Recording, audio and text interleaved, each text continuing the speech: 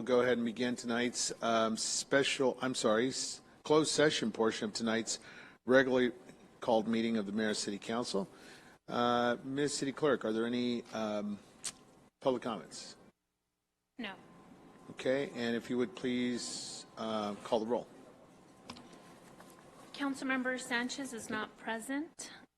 Councilmember Ibarra? Here. Councilmember Mayor Pro Tem will not be attending today. He is ill. Councilmember Charette? Here. Councilmember Reynoso is not present. Councilmember Kelvin? Present. Councilmember Alexander? Here. Mayor Valdivia? Okay, at this time we will recess into closed session and return at 7 o'clock. Thank you.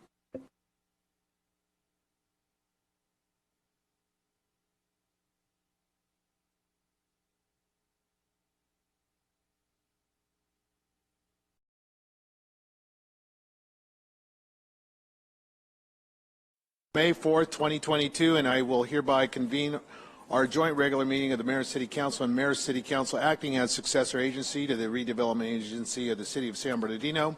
Welcome to tonight's City Council meeting. At this time, I ask and invite Pastor Steve Anderson. Sir, are you here? There you are. Pastor Steve Anderson of the Lutheran Church of Our Savior, Spirit of Hope. Sir, would you please lead us in invocation, followed by Councilmember Sanchez. Sir, if you would lead us in the Pledge of Allegiance tonight. All rise.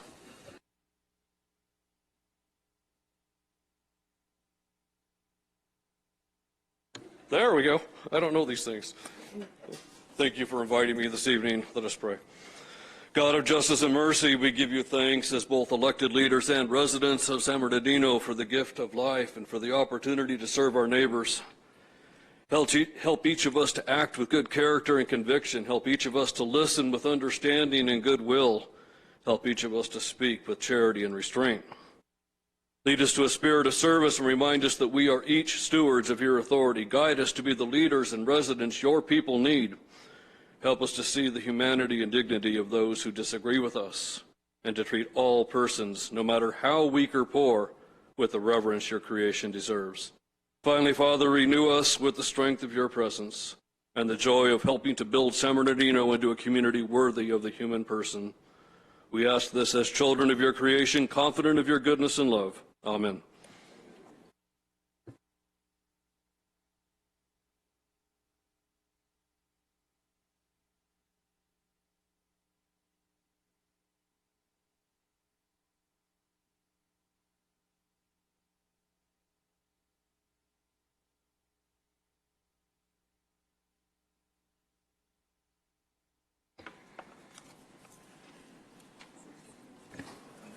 Thank you very much, Pastor Steve Anderson of the Lutheran Church of Our Savior, Spirit of Hope. Thank you, sir, for your ministry to our city and tonight's invocation. At this time, we'll recognize the City Clerk. Ms. City Clerk, if you please call the roll. Councilmember Sanchez? Here. Councilmember Ibarra? Here. Councilmember Figueroa is absent. He is not feeling well tonight. Councilmember Charette? Here. Councilmember Reynoso? Here. Councilmember Kelvin? Present. Councilmember Alexander? Here. And Mayor Valdivia? Here. Thank you very much, Ms. City Clerk. This time, we'll recognize City Attorney. Ms. City Attorney, is there anything to report? I just would notice to the public that you had performance evaluations for your appointees, but I was not in closed session since I'm one of them, and I would assume there's no reportable action. Thank you very much. Mr. City Manager, with your report, please. Thank you. If we can cue that up. Before I start, we should note that is Water Safety Month. I think we'll be hearing about that a little bit later, but you'll see a lot of folks out here wearing red, just as a reminder of how important water safety is as we head into the summer months. So, and there we go. Okay. All right. Let's go to the first slide. So it's no secret. We've had some takeovers around town over the last few weeks. We've also, however, tracked down a few folks and made some arrests and seized some vehicles. So PD is on this. They are paying attention to it and have had a couple of very recent successes. Also, we let's go to the next slide. The one after that. this is important as well. There's got some media attention. There was a gentleman used the term loosely, who was who was caught on video robbing and assaulting a gentleman who had a bunch of furniture in his truck, and well, that guy is on the run now. We have identified him, and we are in the process of seeking to arrest him. And if the community knows of his whereabouts, they were encouraged to get a hold of the police department. Let's now talk about something really positive. The Federal CARES Act, the ERAP, the Emergency Rental Assistance Program, we are still in the process of paying money out from that program to help serve people in the community who are having difficulty with their making ends meet, getting their rent paid. To date, through our program, we've put out about $12,500,000. We've helped 1,382 families stay in their homes. This essentially ends up being kind of a homelessness prevention program, amongst many other things. As jurisdictions go around California, we've been one of the most successful and aggressive in getting that money out. We are hoping, let's go to the next slide, the money that's been made available to us so far has been allocated and expended. We are asking for additional funding support through the California Department of Housing and Community Development and the United States Treasury. We will keep you updated on that, but we are certainly aggressively pursuing additional resources to continue because the emergency has not ended. So, but we have so far helped a great number of people stay in their homes. Let's go to the next slide. Public Works. Good luck driving around this town without seeing some improvements going on. I was just on Baseline today, Ward 6. There's a lot of work going on there, for starters. But there's stuff going on all over the city. This picture is from Ward 3. It's K Street. We're patching up the street there. There's a grind and overlay going on there. We have additional work on tonight's agenda. So there's a heck of a lot of stuff going around town. And we are continuing to aggressively pursue both improvements and additional funding to construct additional improvements. Next slide, please. Here's another example, storm drain repair. We're going to be doing a lot more of this. Tonight we're talking about Sierra from 3rd to 30th. Well, there's going to be additional work from 30th to 40th, which is going to include both street repair and storm drain repair. So additional improvements coming to that portion of the city. Next slide, please. We've also been doing some beautification efforts. The one on the right may resemble a character that you recognize. However, it is not. It's just a robot. No name, no particular affiliations, but that's how we're dressing things up. We're doing this around town it helps as graffiti deterrent. We're also putting in trash cans around downtown and other parts of town, and doing some streetscape improvements as well. So there's things like this that are going to be going on around the city, have started now. Some of the stuff is being done by contractors, but like the robot on the right was done by city staff, who just happen to be extremely talented and dedicated. So really neat stuff. This is collaboration, by the way, between Public Works and Parks, Recreation, and Community Services. So Alex Kishta, Liddy Gutfeld, thank you for you and your staff and all that you've done. Thanks, guys. Next slide, please. Library. Now if you're coming to the library, you want to go to a state park, guess what? You can also, if you're in a library, you want to go to a state park, you can get a pass. So we are now in the business of passing out passes for state parks out of the library system. And we can't go a meeting without talking about animal services. So National Adopt a Shelter Pet Day, April 30th through May 7th. But we are in an ongoing process of trying to keep the census down. So we will be having additional, I'm confident that we'll be having additional promotions to continue to place pets. But we are continuing to maintain a no-kill shelter status in our animal shelter. Not a whole lot of shelters around the country can say that right now. So congratulations to Chris Watson and her team. Next slide, please. Cinco de Mayo. That's tomorrow, I believe. Since today is May 4th, may the 4th be with you. Sorry, going back to that earlier picture. Yes. We had a choice between wearing Star Wars gear and red, but Liddy prevailed upon us to stick with the red. Anyway, families, we're going to have Dia de Niños and Cinco de Mayo here at Feldheim tomorrow, Thursday, May 5th, 3:30 to 5:30. All kinds of multicultural offerings will be on tap here tomorrow. And finally, Last slide, Parks, Recreation, Community Services is also doing some Cinco de Mayo festivities tomorrow. Paris Hill Senior Center from 9:30 to 10:30, at Paris Hill, and then at the Fifth Street Senior Center from 12:30 to 1:30. Karaoke, dancing, refreshments. If any council members would like to come out and show off their karaoke or dancing skills, that would be great, or you can just pass out refreshments. Your call. But in any event, so we are doing a number of things around the city to celebrate Cinco de Mayo as well. So with that concludes my report, and thank you. Thank you very much, Mr. City Manager. Exciting news in our city, especially the public work aspects. On today's consent calendar item, you will see item number, I think it's 28, and significant improvements in our city from 3rd Street all the way to 35th Street. Is it 30th? And it's item number 39, and so we're really excited about that. And thank you very much to our Public Works team, and a lot of good activity here in our city on Public Works. We'll go ahead and begin with council announcements, and I'll start to my left. Council members of the 7th District, Council Member Alexander, sir.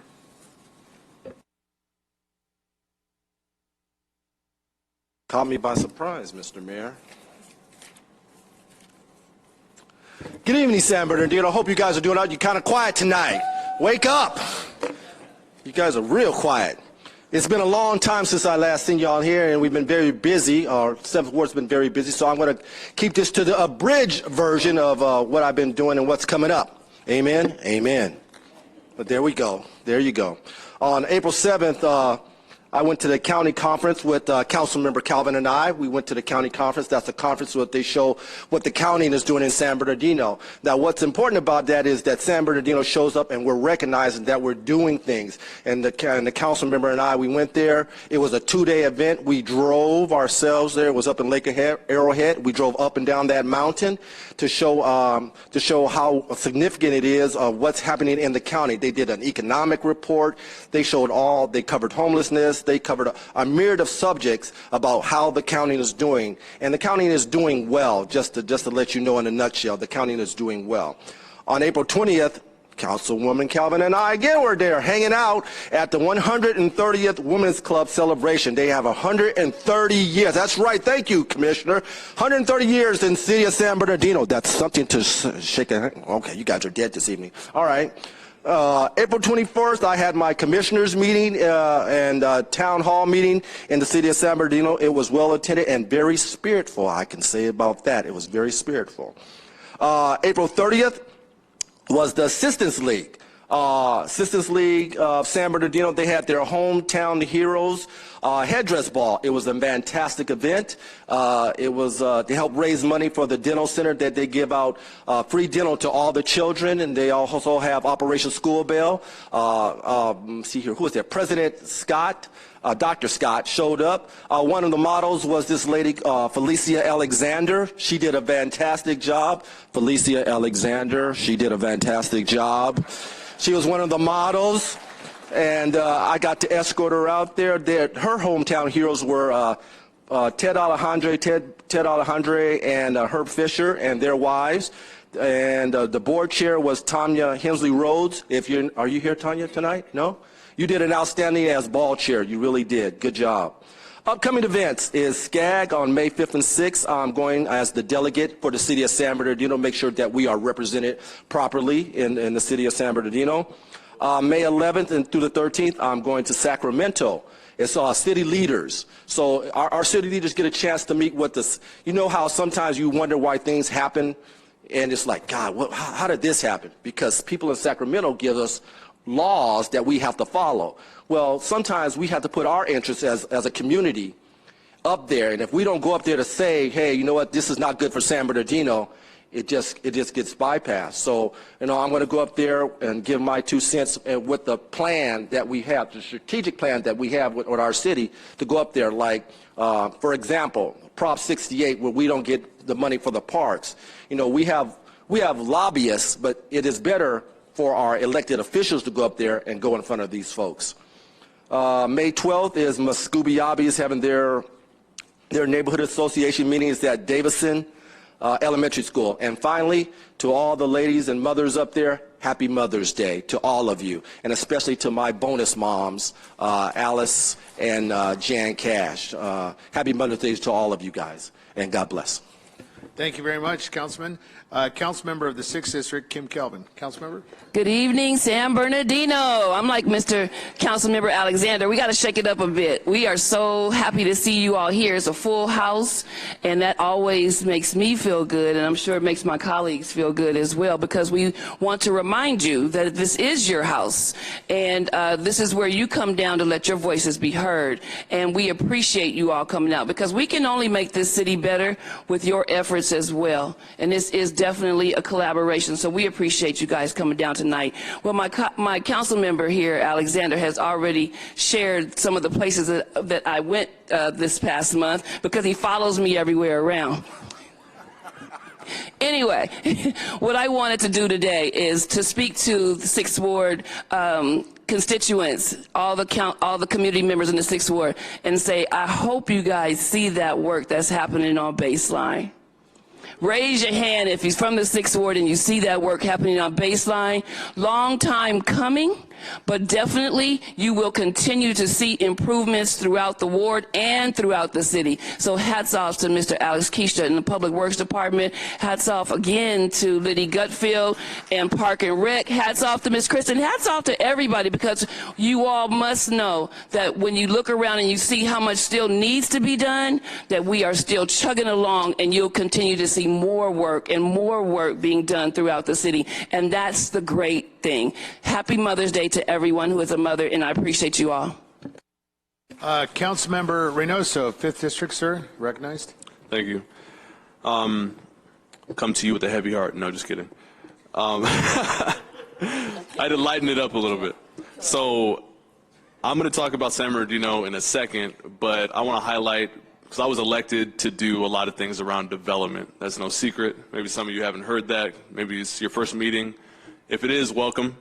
I want to highlight a city right next door, a little pocket city, if you will, Colton, who has successfully implemented a warehouse moratorium. Many of you know that I tried that not once, but twice, to no avail. We needed more votes, but Colton had unanimously the same political makeup, conservative to whatever you want to label it, the whole scale, unanimously voted to extend their warehouse moratorium. A warehouse moratorium is when you pause warehouse development. Can't build any more warehouses until we study it, and they have to study it at least 45 days, but it can only be extended up to 2 years. City right next to us did it. And I won't lie to you, it pissed me off, it made me envious, because I need support here. And I need people from this community to come out. And I feel like, you know, I'm a grassroots guy. The money doesn't go as far with candidates like me, with politicians like me. I'm a politician, I'm up here, I'm a politician now. It doesn't go as far, but it needs to, because I feel like if people knew, the people on this dais would not be able to dodge voting against doing the right thing and studying what the, forgive my language, what the hell's been going on with warehouse development. It's happened for so many years and we have done nothing about it. So look at Colton as an example, and I'm going to follow up with another city that's pretty much just as big, Fontana, California. They had to be sued by the Attorney General around their warehouse development in order for them to settle by upping their development standards. That was the goal with the warehouse moratorium, to update development standards. We didn't come here to mess around. I mean, a lot of you heard me saying that a lot recently. Came here to get things done, to get ours. And it hasn't happened yet. You got a city being sued to do the right thing, and you got a city doing the right thing. And then you got the city in between, the county seat. Can't figure it out. So I encourage you to tell people that it's not just me, it's other people on this dais that want a warehouse moratorium, that want development standards to be updated. And until that happens, you're going to hear that come from me over and over and over. The people next to me will not be able to dodge that. I didn't come here to be friendly with the people on this dais. I came here to represent you. And so I'm going to continue to do that. And in that same vein, I'm bringing something that's probably going to drop the hearts of the small business community, because it might sound a little scary, but hopefully the intended goal, which is to rein in bigger corporations, to raise the minimum wage in this city. In the state of California, it's $15. MIT, the Massachusetts Institute of Technology, have you ever heard of it? People a lot smarter than me, way smarter. These people are geniuses, essentially, have done a living wage calculator. And funny enough, a single person in this city of San Bernardino had been studied. It would take us individually $21 an hour to just make it. We make $15 an hour in the state. LA just bumped it to 16. What do you think we offer with all these warehouses to the United States, to the world? I think we at least deserve $17 an hour. And so I'm bringing that forward on the agenda at the end tonight. Also wanted to flag that the Spanish translation services have finally come back forward. I was talking to my partner recently and getting her to understand that when I pushed back against only Spanish translation, it wasn't against the Spanish community. That was the first goal. The majority of people here are Spanish speaking in San Bernardino City. But I wanted Vietnamese people to be accounted for, and I had been contacted personally by plenty of people who are deaf or needed captioning at these meetings. And I was explaining that in politics now, it's unfortunate, but I wasn't going to settle for just Spanish because I knew that I would not necessarily have full support for American Sign Language and Vietnamese to come back. Now it has to be a separate request. I know this might sound redundant, it might sound real boring and stuff, but my thing, I consider myself an educator, is to constantly beat things over the head until people understand them in the simplest way possible. And so if you know nothing else, you know that we're trying to increase the minimum wage here. We're trying to include people in this community so they can understand what the heck's going on in their city beyond just in this chamber. Think about how many people are in this city and how many people are actually here right now. It's a full house. We don't have enough seats for the people who should be here. And the development standards. We deserve more. We deserve more. We deserve more. And we're going to get more. I promise you that. Thank you. Councilman Charette, sir, you're recognized. Thank you, Mayor. I just have a couple of announcements. I'm going to announce that on what is today? Today's May 5th. Today's the 4th. Well, I don't want to announce something that happened yesterday. May 5th, that's tomorrow, Cinco de Mayo. 6:30, 7:30, Arrowhead Farms Neighborhood Association has a meeting at Newmark Little League. That's 4212 North 3rd Avenue, room B1. For further information, you can contact Jan Weinhausen, 909-883-3796. And this Saturday, or Friday, this Saturday, May 7th, 8 a.m. to 1 p.m., the Neighborhood Association Council is going to have their second annual plant sale fundraiser at the Garcia Center, 536 West 11th Street. Contact Lynn Ware at 951-237-3016. This association, of course, they represent all the associations of the city, and they're doing a great job. And so we should get out if we can and buy their plants and support their organization. And then on the same day, 8 a.m. to 11:30 a.m. is Walk for Animals at the Humane Society fundraiser, and it's at San Manuel Stadium. For information, call 909-386-1400, extension 224. That's 909-386-1400. I'm sorry, 909-386-1400, extension 224. And it looks like you got to go buy plants and then go walk for the dogs. So that's on May 7th at 8 a.m. So that's all I have. Thank you. Thank you. Council member of the Second Ward. I want to say thanks to Council Member Charette for talking about the plant sale happening this Saturday. And I also want to thank Council Member Alexander for mentioning Muscopiabi Neighborhood Association. This is the first time they'll be meeting in person at Davidson Elementary. The address is 2844 Davidson Avenue at 6:30 p.m. in the school's cafeteria. Once again, that's May 12th at 6:30 p.m. Thank you. Thank you very much, Councilmember. Councilmember Sanchez. Yes, I'll keep it brief. I only want to touch on one issue. Victorville recently broke ground on a homeless shelter, and they will now soon have enough shelter beds to be in compliance with, the Ninth Circuit or some court ruling in Utah that allows for the city's agencies to tackle the homeless issue out in the streets and in our neighborhoods. The city received $70-some million in American Rescue money. This is a once-in-a-lifetime opportunity. And I'm concerned that we're going to squander that money because everyone has come out of the woodwork asking for something. Our businesses, our service providers, nonprofits, everyone has come out.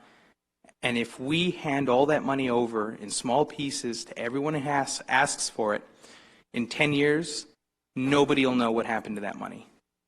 We can set aside $20, $30, $40 million of this ARPA money to jumpstart our homeless shelter project and allow for this city as an agency to protect our neighborhoods, our parks, our streets, our public right-of-ways.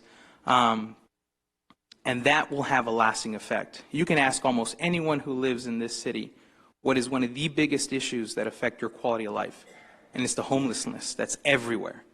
But yet we have an opportunity here, again, a once-in-a-lifetime opportunity with $72 million? $78 million. And there has not been a discussion about jumpstarting this program. And if we don't do it with this money, this will never happen. We will never solve the homeless issue in San Bernardino because we are not going to come into $78 million ever again. Not in my lifetime, not in your lifetime. So I will be putting forward an item to be considered for a future staff report to have a large share, if not a lion's share, of this American Rescue money spent on jumpstarting this homeless shelter in our city that will allow us to clean up our city. And I'll leave you with that. Thank you, Councilmember. The community will be reminded that we did appropriate almost $10 million of homelessness on the ARPA money at a past city council meeting. So in fair balance, we have allocated some money towards homeless services. I'd love to converse and share more of my plan on the Wellness Navigation Center that I propose to Council, Councilman Sanchez, and look forward to a conversation with you on that. Moving on to our presentations for tonight, I have the great pleasure of recognizing three organizations, one of which is an individual. The Certificate of Recognition for Michael Beauchamp. Sir, would you come down to the dais? And I'm going to invite Paula Beauchamp too. I'm going to read this certificate of retirement. Let me just tell you, Michael Beauchamp and the Beauchamp family have been an integral part of our community for many, many, many years. In my conversation and my relationship build out with Caltrans, Michael Beauchamp's leadership there at Caltrans has been impressive. He served as the Caltrans District 8 Director and has risen through the ranks for 39 years. Sir, you have been of service to our community, our region, and I want to salute you and commend you. And so I'm going to read this certificate of recognition. I called for it specifically to honor you. In honor and recognition of your exemplary contributions to the greater San Bernardino city and community and our region, I commend you for your extensive and distinguished career with Caltrans, the California Department of Transportation. In appreciation of continuously exemplifying devotion to duty while displaying a willingness to serve the public as well as your fellow employees and other agencies in a courteous and professional manner.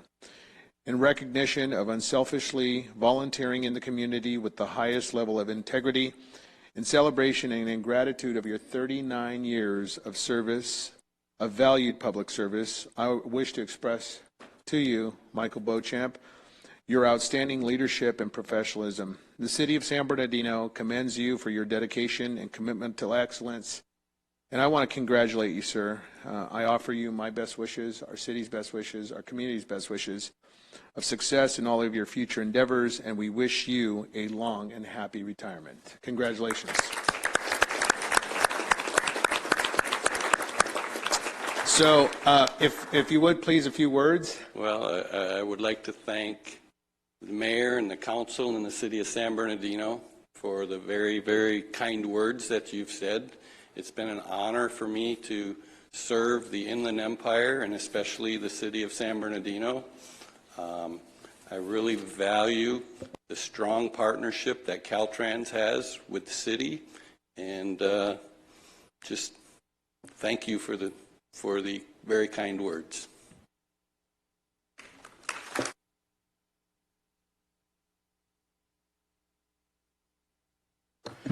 So joining us is Paula Beauchamp, and if you don't know Paula, she also was they're both engineers.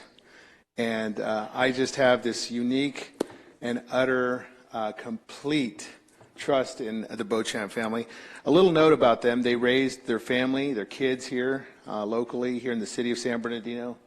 You stuck with us through thick and thin, and in your professional career, Paula Beauchamp just recently also retired from our San Bernardino County Transit Authority after many, many years there.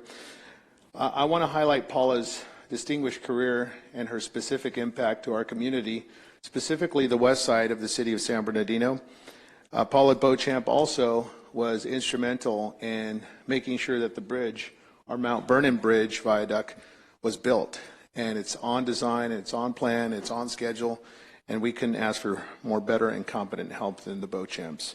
So with that, I want to recognize Mike Beauchamp. Mike, you've been a friend. Every 4 to 6 weeks you come to my office or I come to your office. We kind of tag team it. And our city has been better because of relationships, building relationships from partnerships. I've enjoyed my time spending with the time with you and working in collaboration on projects. Our Caltrans highways are much cleaner. I'm seeing better graffiti abatement. A lot of good stuff are happening, and I want to thank you, sir. God bless you and your family on your 39 years, and we wish you best of luck. Thank you. All right, quick photo. There we go.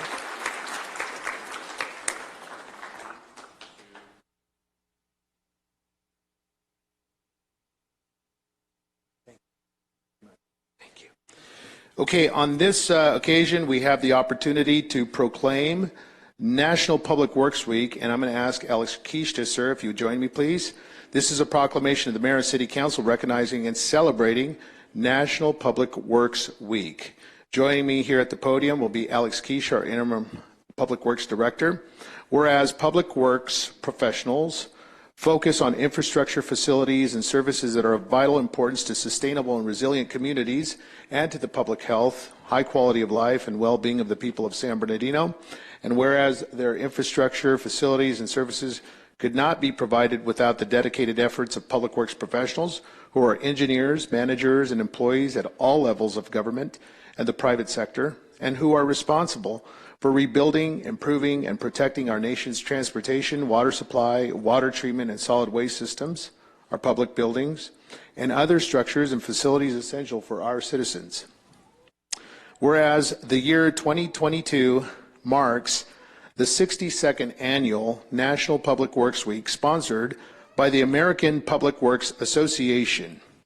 Therefore, now be it resolved that the City of San Bernardino Mayor does hereby proclaim the week of May 15th through 21st, 2022 as National Public Works Week. We urge all of our citizens to join with representatives of our American Public Works Association and government agencies in recognizing our public works professionals, our engineers, our managers and employees, and to recognize the substantial contributions that they make to protecting our national health and community safety and quality of life improvements. Presented this 4th day of May 2022. Congratulations. We'll take a quick photo. How's that?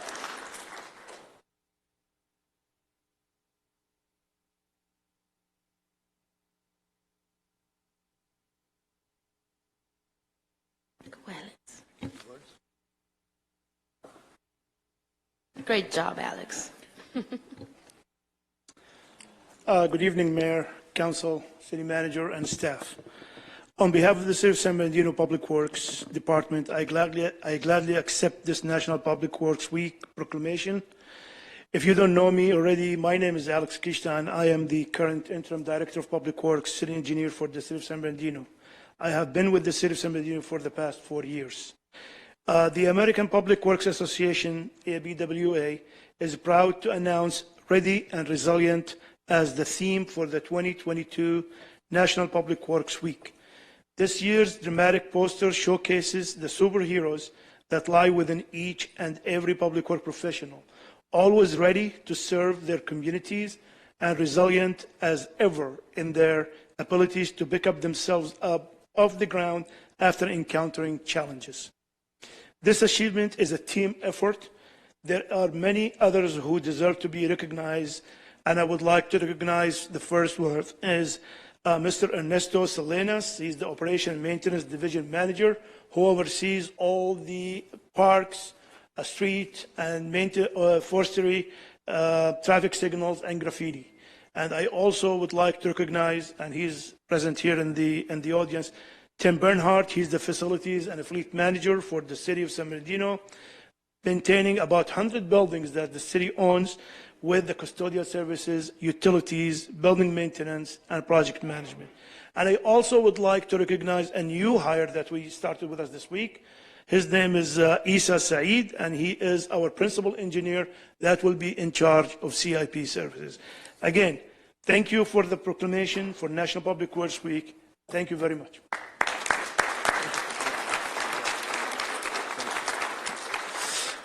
I'll tell you, as a former city councilman, I think we all recognize the improvements in our city. And now as mayor, we're seeing a lot of good work here in our city, and we want to thank you for all of the paving that's going on in our city streets. Thank you, Alex. Great job. At this time, we'll move on and transition to another proclamation here of the mayor and city council recognizing and celebrating the month of May 2022 as the National Water Safety Month. Whereas the city of San, and I believe it's Liddy's joining me. Is that right? Liddy, would you join me, please? She is our department director for Parks and Rec. So thank you, Liddy. Whereas the city of San Bernardino is committed to ensuring the safety of all residents and visitors to our great city, swimming and aquatic related activities promote good physical and mental health, exercise, and enhance the quality of life for all people. And whereas according to the Centers for Disease and Prevention, 10 people die from unintentional drownings every day, with about 1 in 5 being children under the age of 14. Basic water safety tips include children should always be supervised by an adult. When a child or vulnerable adult has uninterrupted access to a body of water, barriers should be installed. Children should be given swimming lessons at a young age, and everyone, especially caregivers, should learn CPR and have safety equipment such as flotation devices. And whereas the Water Safety Month in the city of San Bernardino is an opportunity to promote water safety and provide education on prevention of recreational water-related injuries, illnesses, and deaths, it is important for everyone, including children, parents, and caregivers, to be aware of water safety rules and programs in order to prevent drowning and recreational water-related injuries. Now, therefore, be it resolved that the mayor and city council do hereby proclaim the month of May 22 as National Water Safety Month in the city of San Bernardino, and we urge our citizens to recognize the importance of access to local pools, beaches, and lakes for the health, wellness, development, inspiration, and safety of all in the month of May and throughout the year, presented this 4th day of May 22. And we congratulate and recognize one of our newer employees and directors, Liddy. A few words? Well, first I want to say thank you to everybody who participated in some of the PSAs that we filmed. We are excited about the month of May here in San Bernardino and everything that we are going to be doing to bring information and education to our community. This month you can plan on seeing quite a few things. Our PSAs, we filmed 16 PSAs in one day. And one of them will be shown in just a second. But beyond our public service announcements, it's important that you all know what else we're doing here in the city. I have an extensive aquatic background, and for me, water safety has always been something I have been very passionate about, and it's something that our staff is also extremely passionate about. We have Michael Shakor in the audience here. He's our aquatic supervisor. Michael, please stand up. It's important that we recognize the leaders in our community who are putting forth all of the effort to make sure that your children and family members are safe in the water. So what we are looking to do in addition to our education is more safety elements. We've purchased 8 elevated lifeguard towers for the program supervision to ensure the safety of all of our participants. We've expanded the training of our lifeguard staff to industry standard for aquatic safety. We've purchased over 300 life jackets for this swim season this summer so that every child that comes into our pool that is a non-swimmer will be wearing a life jacket. We're also leading the Inland Empire by starting the drowning task force for the Inland Empire. San Bernardino is the leading city that will be leading that task force. We've created and implemented a social media campaign that will be going absolutely bananas this month. We've also increased our swim lessons, not only for children, but for adults, AM and PM, more classes, more time slots, weekends, and child lessons available. And we've also expanded our water safety by offering the very first Inland Empire Water Safety Challenge, which will be on May 21st. We hope all of you can join us. But without further ado, I would like to play our very first PSA for the City of San Bernardino for Water Safety Month. Minute, I'm going to drown in this pool, surrounded by friends and relatives. That's because Dad thinks Mom is watching me, and Mom thinks Dad is. But actually, nobody is watching me. And we rarely make a scene struggling alone. Don't assume someone else is watching. Become a water watchdog at abbyshope.org.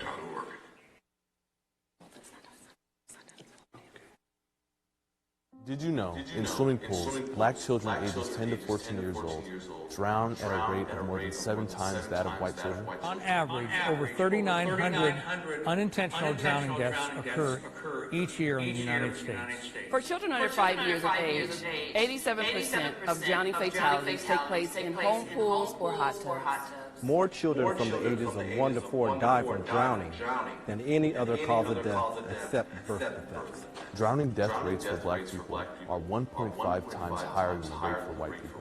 Hello, my name is Lily Gutfeld, and I am the proud Director of Parks, Recreation, and Community Services for the City of San Bernardino. I've also been a lifeguard for the past 29 years, and I've had that experience of pulling out a lifeless child out of a pool after a drowning incident. It is something no one should ever have to experience.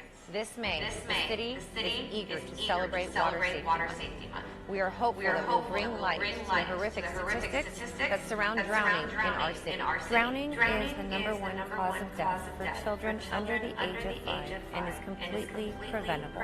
We believe that we can make a difference in these statistics and that it is time to show our community that we can be better at drowning prevention.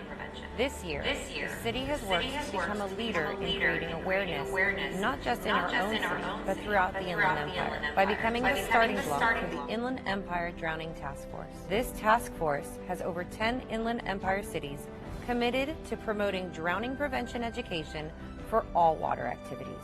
In partnership with the Stop Drowning Now organization, the city will be hosting the first ever Inland Empire Water Safety Challenge on May 21st at the Jerry Lewis Family Swim Center. Because most drownings happen at a social gathering where there are at least 4 adults present, this event was created with the goal of providing education and resources to families of all ages in order for them to be able to better handle a water-related emergency. With over 25 vendors on site to inform you on how to do basic rescues, CPR, and preventative measures in addition to demonstrations and fun recreational swim activities, all participants will leave so much more prepared to be safe and proactive for this summer's water activities with family and friends.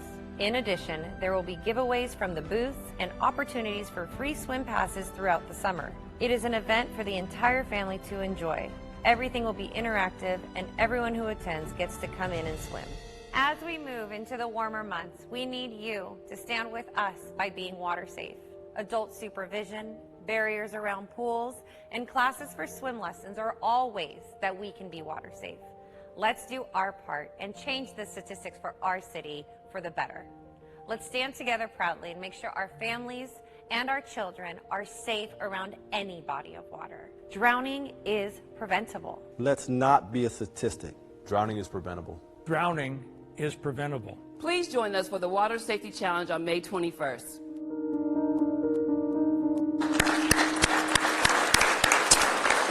Okay, and with that, I just want to say thank you very much. This is a fantastic public service announcement.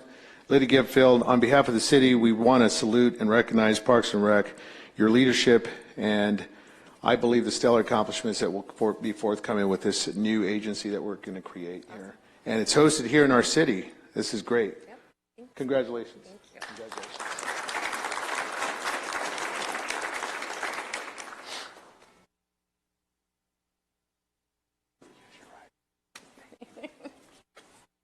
Okay, at this time, joining us in the presentation, I will hand over things to our council member from the 6th District.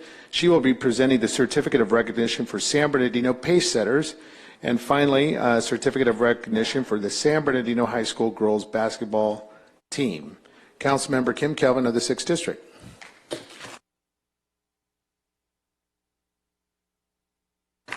Thank you very much, Mayor. This is quite exciting.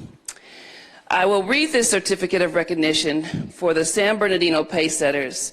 San Bernardino Pace Setters is an organization that has been around for 63 years, founded on the west side of San Bernardino, where we have Chrissy Harper following in the footsteps of her family and making sure that children have a place to grow and learn, play musical instruments, perform in places like the 56 Super Bowl halftime show.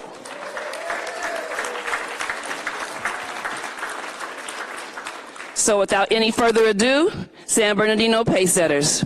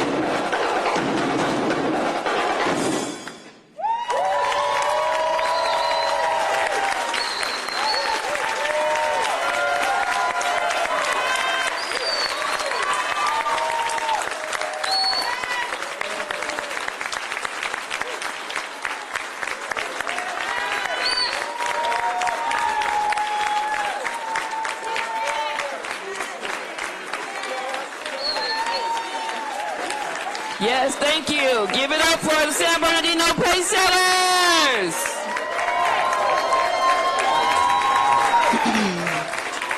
On behalf of the mayor and the city council,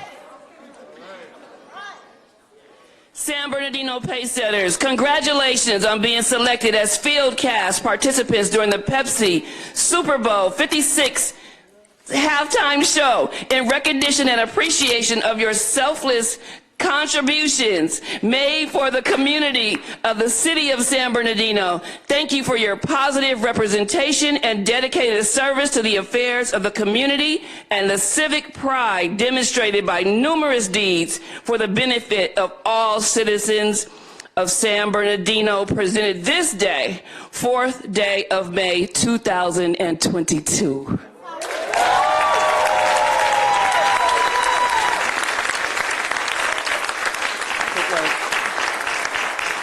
The San Bernardino Pacesetters salute each and every one of you. We are grateful to have been chosen to be here tonight. We are thankful for the opportunity. We love and we appreciate our city of San Bernardino, and our job is simply to empower, equip, and build the young people to be better people so that we can build better communities. So we thank you so much for allowing us to be here tonight and presenting us, and we thank you, Councilwoman of the 6th Ward, Kimberly Calvin, Kimberly Calvin, for showing so much love and support that you always do for not only us, the Pacesetters, but the city at large. And we just greatly appreciate each and every one of you. 1959, the Pacesetters have been around, and we're going to continue to serve this community as we continue to rebuild. Thank you so much.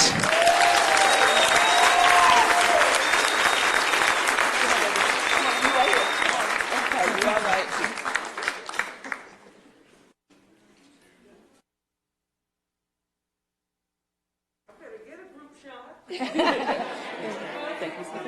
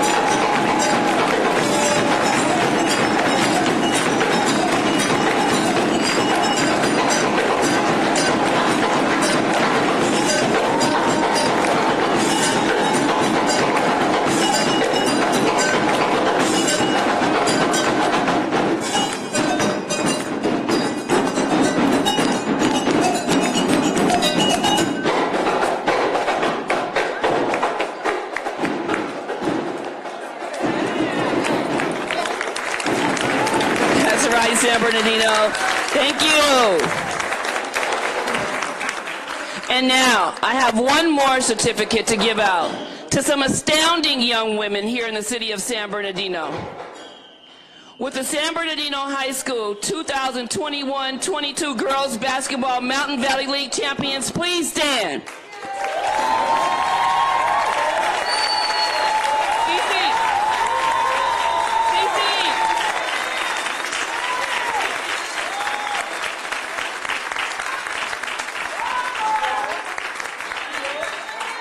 These young ladies work so very hard. They are all astounding scholars, represented here by their coach, Mr. Tardy. Come on down, ladies. Come on down a little. Come on, keep coming. All right.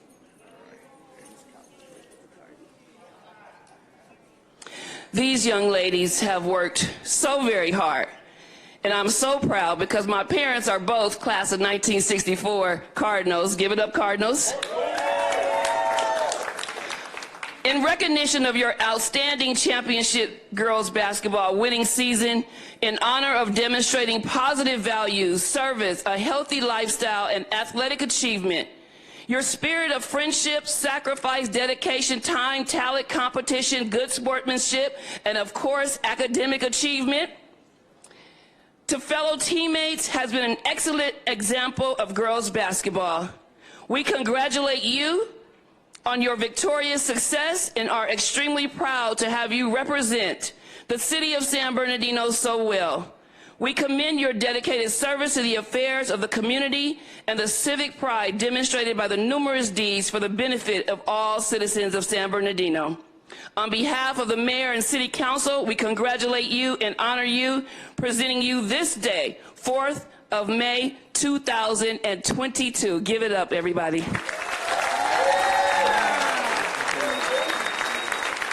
Coach Chardy. Wow. I don't know if I can do what those young ladies just did to come through here. Wow. The mayor, Ms. Calvin, my coaching staff, mainly the parents, are the ones who got us there. Being a product of the San Bernardino School District, Ramona Alexandro, Golden Valley Middle School, San Gregorio High School, San Bernardino Valley College, Cal State San Bernardino. That's who I am. So I love San Bernardino, and I wanted these girls who represent this school to come here tonight to show the pride that we have here in this community. It's never shown in a positive light all the time, but I want to make sure that these girls felt this tonight, because they are the ones who worked hard. They are the ones who put the sacrifice. They are the ones who put the sweat and the tears of the work that we put, the body of work. And I just want to make sure that these girls felt that. And I just want to make sure that you guys, and I really appreciate each and every one of you guys, the council members and the mayor, and especially Ms. Calvin. I want to really, really say thank you for everything that you guys do for this city, for this community, and what you guys have been doing for years. And I appreciate you, okay? And ladies, I know what we're gonna do. You guys know what we do. I want you guys to come over here, and this is how we leave every practice. And for every time that we come together, we're gonna do this for the last time, all us together. Coach, hands in. Coach, before you guys do that, could you just, for the record, could you have the ladies just say their name and what class they are? So Sure, we can. I'll let them say their own names. Well, I appreciate that. Come on. Your name and your class that you in. Oh. My name is Sinai Juarez, and I'm class of 2022.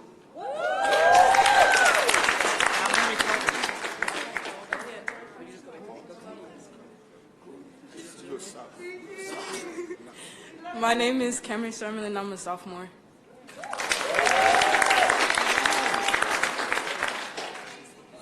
My name is Alice Sutella, and I'm a freshman. My name is Imani Allen, and I'm a freshman. My name is Lexi Murphy, and I'm class of 2022. My name is Alfredia Bull, and I'm class of 2022. My name is Lanisha Johnson, I'm class of 2022. My name is Melinda Guzman, and I'm a class of 2023. My name is Lynette Melendrez, and I'm class of 2023. My name is Daisy Grimaldo, and I'm class of 2023.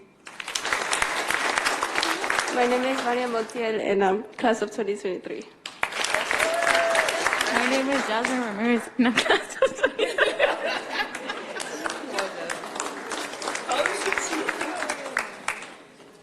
My name is Jaleisha Love, and I'm the junior varsity as head coach.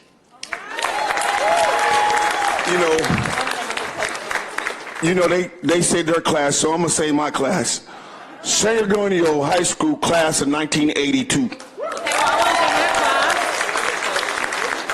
My class, I'm 2015, I'm from Pacific.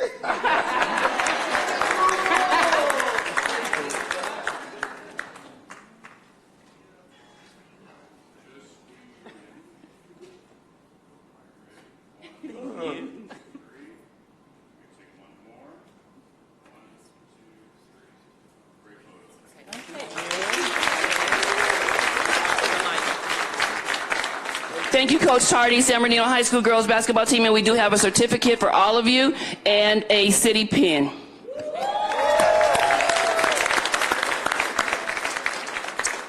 Okay, on behalf of the city of San Bernardino, we want to...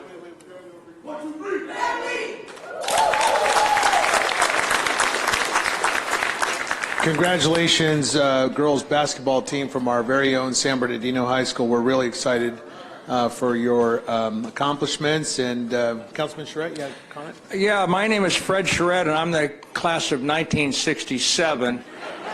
And that is my alma mater. And I'd also like to recognize my mother as the class of 1933 from San Bernardino High School.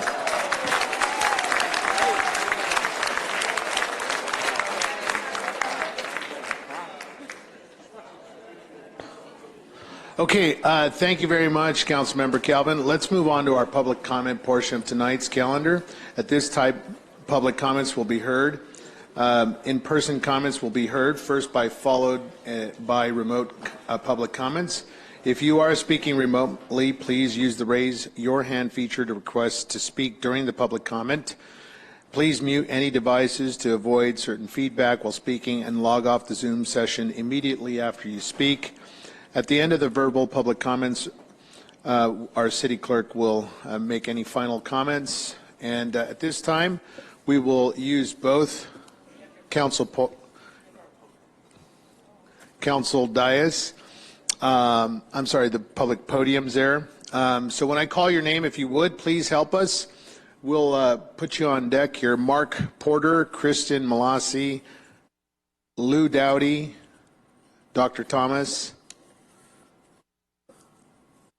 Mark Porter, are you here? Sir, come on down. Kristen Malassi. Kristen, are you here? Great. Lou Dowdy, Dr. Thomas, and Juanita Fawcett. Mr. Porter, go ahead, sir.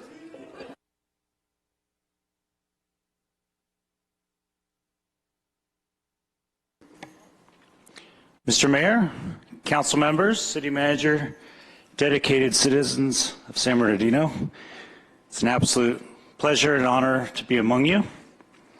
I came today to introduce myself. My name is Mark Porter, born and raised in the north end of San Bernardino.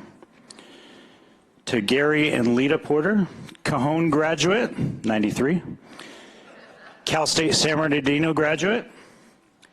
Hospitality professional, international disaster response volunteer in the countries of Peru, Haiti, the Philippines, Malawi, Nepal, Indonesia, and Puerto Rico, and member of the Lone Pine Paiute Shoshone tribe. I'm here to proclaim that I'm running for House of Representatives, the representative of your district in our United States Congress. I plan to be a voice for the silent majority and some not so silent, who are ready to stand up against government abuses at all levels, present company excluded, I pray. May we all stand up and serve one another honestly and boldly for the sake of our souls and the blessed experiment that is America. Thank you for the time, and I hope I can make you proud. Okay, Kristen Malassi, Lou Dowdy, Dr. Thomas. Good evening. Man, it's hot in here, ladies. Thank you so much. My name is Kristen Malaby. I am not a resident of San Bernardino. I am a resident of Fontana, 41 years. However, I serve every single one of your wards. I run a community organization called SoCal Trash Army. We do everything in... Thank you. We restore the beauty in Lytle Creek from every city in between and here, all in the wards, feeding the unhoused, getting them hygiene on the weekly. I'm very, very happy to hear about this budget that's coming into play regarding the housing of the unhoused. I understand that this will take time, but as a single mom who literally spends every penny to run my community organization, I'm here today to ask to help bridge the gap between community organizations and the city/county. I was attending a meeting just a few weeks or months ago, and we were talking about $1 million power washers for the sidewalks. That is not really a necessity. I'm asking that you look forward to kind of putting money to where it's absolutely needed. We need a task force that works with the police department who does not just go out and uproot the unhoused from their living spots on the every other day or weekly. We need them to offer resources when they are out there. They are not. I speak to the unhoused every week, and let's just be straightforward. The relationship between the PD is not positive, and we need you guys to really see what's necessary on the streets.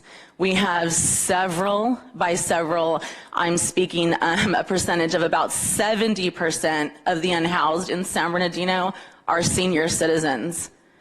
Senior citizens, women, and people with disabilities have absolutely no place on these streets of San Bernardino. I'm asking that you guys, connect with your community organizations such as myself, who really know the ins and outs and the routes to take and where this money can be utilized and how best spent. I hope to hear from you. I would also like to talk today about the bridging gaps with community organizations, and there's several here that are in your community, super awesome, making a change, working very hard to uplift San Bernardino.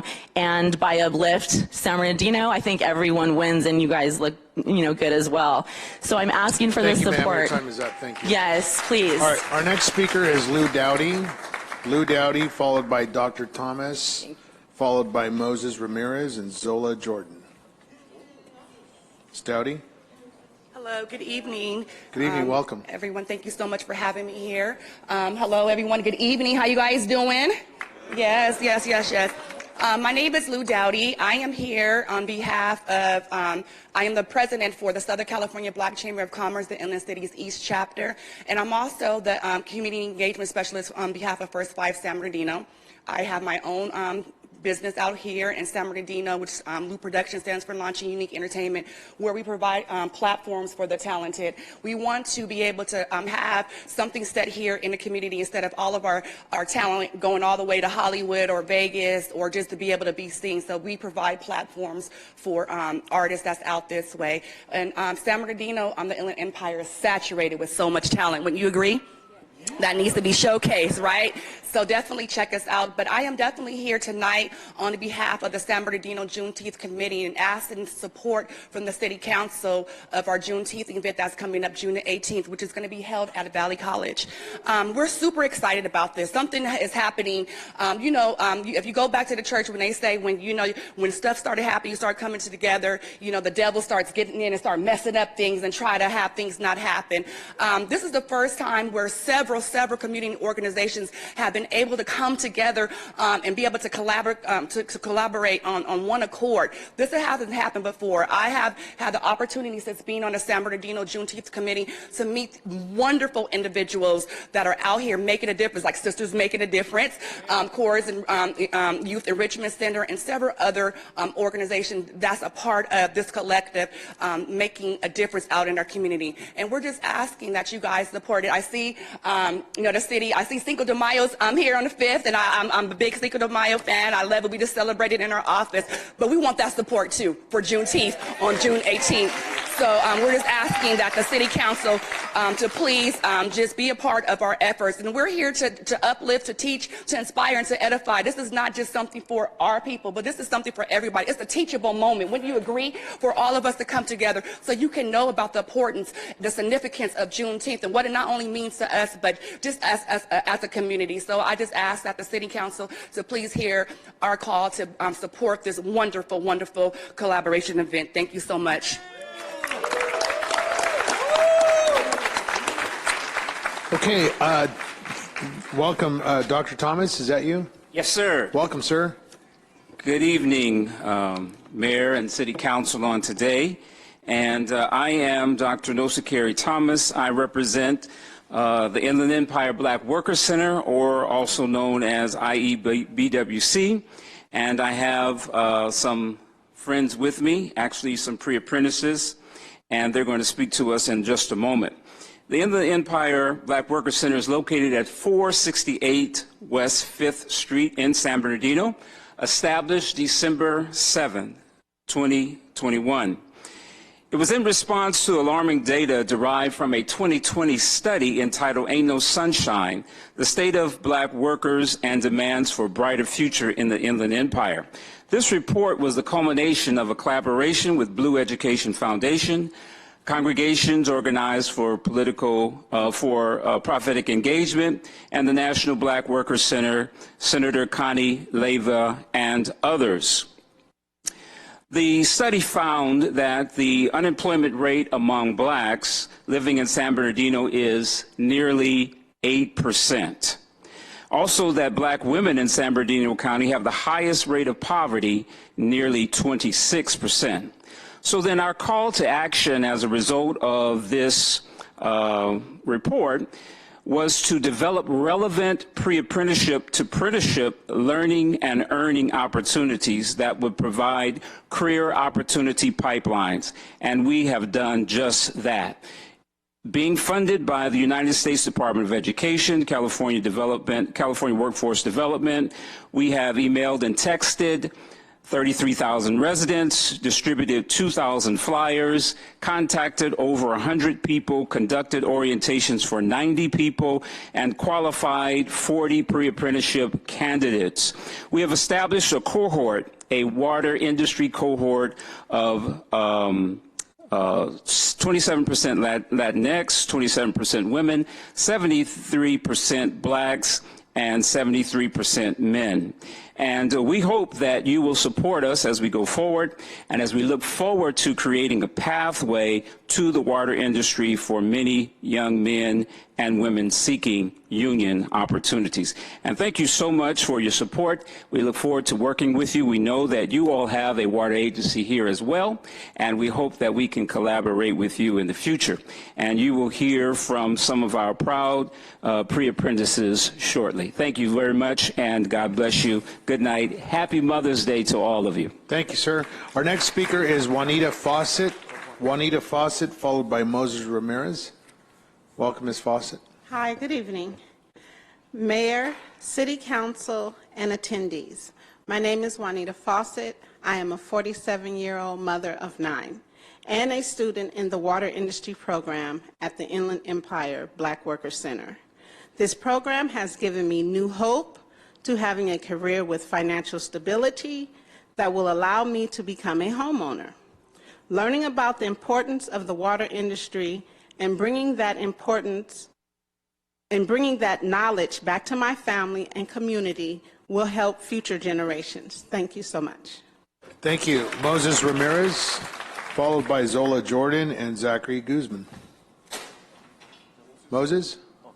Yes. Go ahead, sir. Perfect. Welcome. Thank you. I want to thank the council. I want to thank the mayor for letting me be here. My name is Moses Ramirez. I'm a 2-time felon. IE Waterworks gave me the opportunity to change my life. I went from nothing to something, gave me the skills to pay the bills. So it's cool for me to go back to school.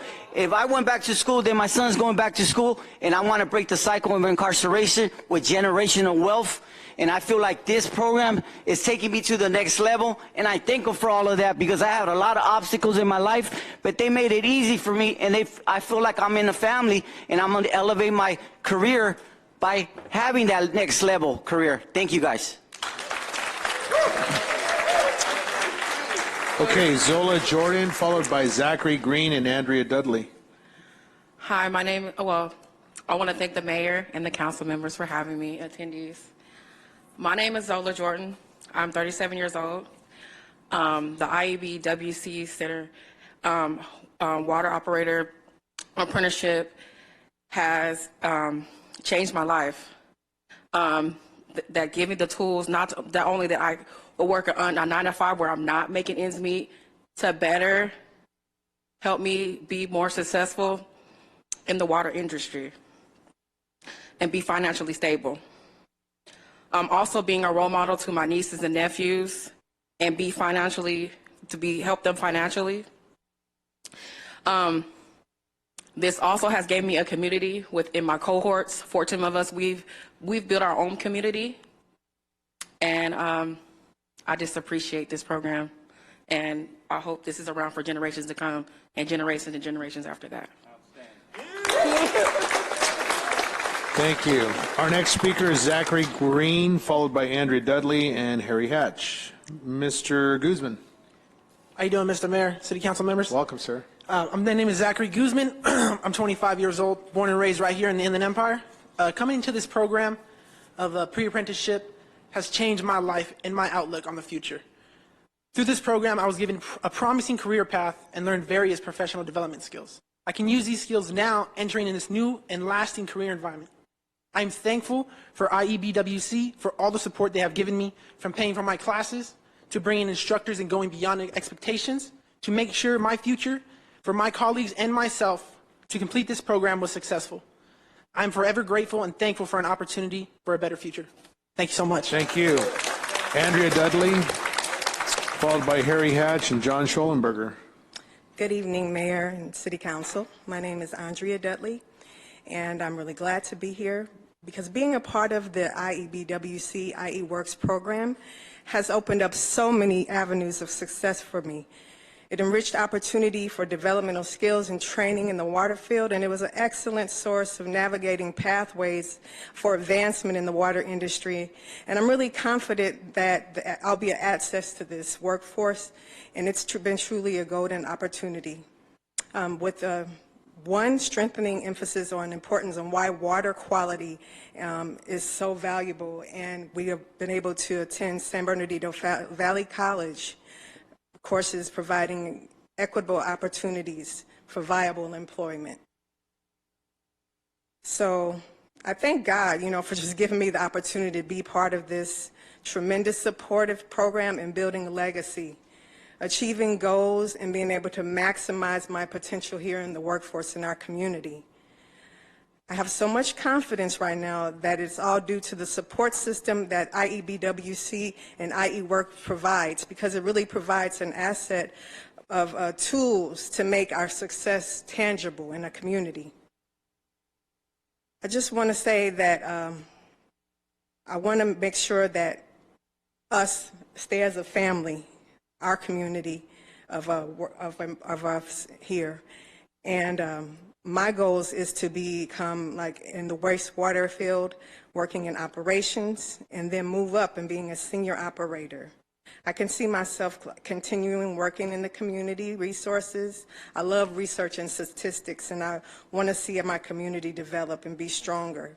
Just like the water cycle, we have to keep fortifying that and reaching back and bringing that together to put success and bring healthy environments for futures to come and to build our legacy. Thank you. Okay, our next speaker is Mr. Hatch, followed by John Schollenberger, Robin Malibo, Jim Penman. Mr. Hatch, welcome. Good evening, Council, ladies and gentlemen. My name is Harry Hatch, Ward 7. Riverside Poly Class is 64.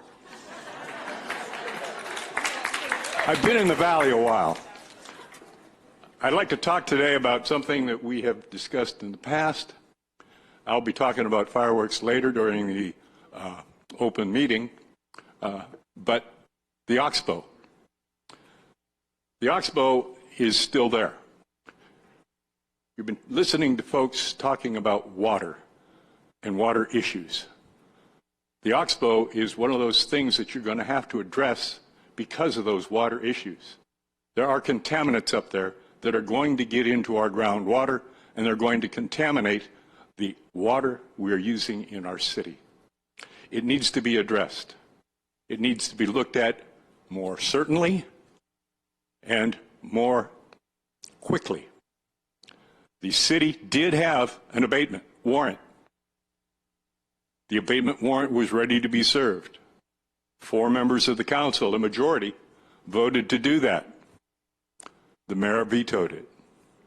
It was brought up again one more time. to try to get it back on the calendar. 4 members voted for it, and the mayor vetoed it. I don't understand why it's being vetoed. I know that this is something that is important to everyone in this city and in this entire valley. The stuff that came in from Amazon contained lithium batteries. I would have the documentation for you, except the documentation is in the custody of the insurance companies, done by insurance investigators, and it's only discoverable in court. But I can tell you, I've been to both sites. I've seen the things. I had 20 years of law enforcement in the fire investigation and bomb investigation service. The stuff is there. We need to get rid of it. Mr. Reynosa, keep up the good work. Thank you. Thank you. Mr. Hatch, I think some of your facts are inaccurate. I did not veto. I vetoed on a certain item, but we can talk more about it. I'd be happy to converse with you offline. Mr. Schollenberger, sir, you're welcome to share 3 minutes. San Bernardino Sun, Sunday, May 1st, 2022, the opinion page. Endorsement, Treasurer Ortiz for City of San Bernardino Mayor. I'm going to read you an excerpt. We believe that Ortiz's combination of insight into city government and passion for calling out the wrongdoing in City Hall and what's needed to root out that which ails San Bernardino. Ortiz persuasively argues that pay-to-play politics have distorted priorities and distracted attention from core city issues as crime surges, parks fall apart, and roads fail to get paved. Ortiz will call out comprehensive audits of city spending, particularly in the police department, which does not include defunding it, to ensure money is being used optimally. Freeing the city from the stain of Valdivia. She will use the office of the mayor to promote the strengths of the city in order to promote investment. She will seek collaboration rather than factionalism to unite city leaders to solve the city's problems. Having a true watchdog as mayor of San Bernardino who isn't beholden to special interest or partisan teams is exactly what the city of San Bernardino needs. She also led a march on the city of San Bernardino and stood up for victims of workplace harassment. When anybody else would have just turned their backs on them, Treasurer stood up for them. I'm a victim of workplace harassment. And when you don't hold the cards and you have to pay your bills and you have to help support your mother as I did, you have to make a choice of standing up or taking it. These kids had more courage than I ever did. I had a tough choice to face, and I didn't choose the right path. I had to just continue to pay my bills and survive. But I know what it's like, and I don't share that testimony with just anybody.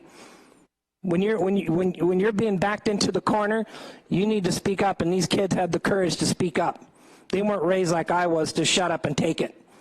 Treasurer Ortiz, you came into my life, into this city of San Bernardino, and you had the courage that I didn't have to stand up to this council and hold these people accountable when I watch reckless decision, one after the other, being done on this dais that cost the city of this, the taxpayers of this money, this city, money in lawsuits that we didn't need to have in the first place.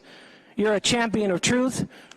I admire you, and God has called you for such a time as this. Treasurer Ortiz, I admire you, and I am proud to call you my friend and my city and my fellow community member. Thank you.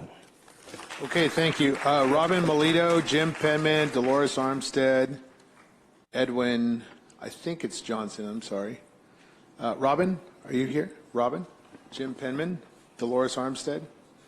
How you doing, Mayor? I was at your party when you became mayor. Welcome. Yeah. Great to see you. It's been a while. Got some pictures of you and everything. Haven't been able to catch up with you lately, though. But I'm here for a few things today. I want to thank you guys. Have always been recognizing me. I've been Citizen of the Month for San Bernardino in the past. I just got recognized for my 11th Christmas event that I've done by Kimberly Calvin, and I thank her for that. Easter was my 16th year event in San Bernardino, and Miss Sandra, she's second ward, came out and gave us some recognition for that. Also, my mother was recognized with a memorial certificate, and that was so awesome. I don't even know how you do something like that, but you made that happen. I appreciate you so much. But with all that recognition, I've never came to the city and asked you guys for anything. I've ran kids clubs. I've did gang interventions. I've did all kind of stuff. Not one time have I came and asked for anything in my 20 years here. I graduated from Valley College in 2002, 20 years ago, since everybody's shouting out their schools. But this time I'm asking for something. This Juneteenth thing that I'm a part of, I did my own Juneteenth event, and when I was approached by all these other organizations to be a part of this, I didn't even do my own event to be a part of this event. So just this one time, I would like the city to support me before the fact, not after the fact. Just like we did all that for Cinco de Mayo, I think that's a wonderful thing. But what are we doing for Black history? And what do we got to do for June 18th? We're doing an event. We need a little bit of support. My business is going to be donating all the banners and things like that. So I'm not just up here saying, hey, you guys donate. I'm donating myself. I'm donating my time. I'm in charge of a scavenger hunt as well. We got a color TV we're going to donate and some gas cards for the community. We need you guys' support. I have been in this community 20-something years. Never came and asked for support. I've been at the mayor's event. I've been at a few of you guys have events, and I'm here today asking for you guys to support us ahead of time and bridge the gap. Support the African American community, all communities with this Juneteenth event. That's the only thing I'm here. I'm wearing my pin very proudly from when I got for Citizen of the Month, as well as my Black Chambers of Commerce. I'm the ambassador for them as well.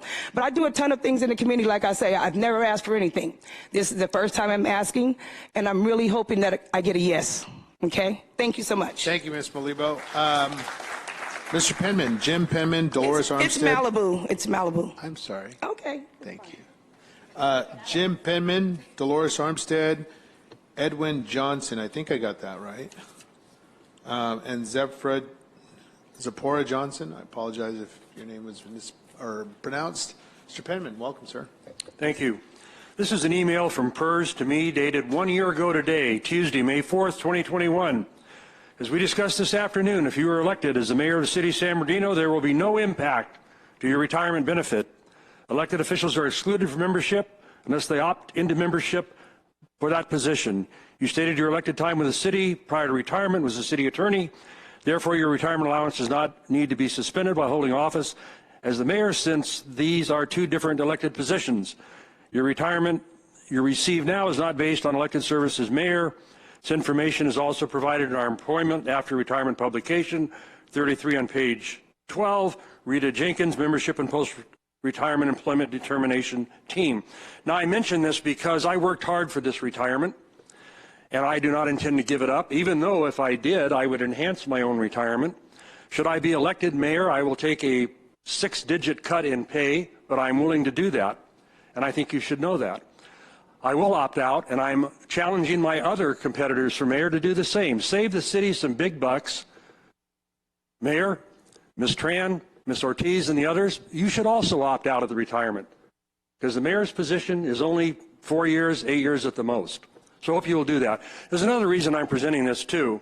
One of my opponent's supporters has been posting this misinformation on social media, misinterpreting it and spinning it in a way to make it appear that if you were to vote for me for mayor, I would end up having to resign because I'd lose my retirement. That is bull feathers. This person is a long acquaintance of mine, has my personal cell number, could have called me, and I'd gladly shared this letter with this person. This is the type of insidious campaigning that goes on too often in this city. This person is former law enforcement and knows or should know that retired Assistant Police Chief Ben Gonzalez served as the elected council member and the elected mayor. No impact to his retirement.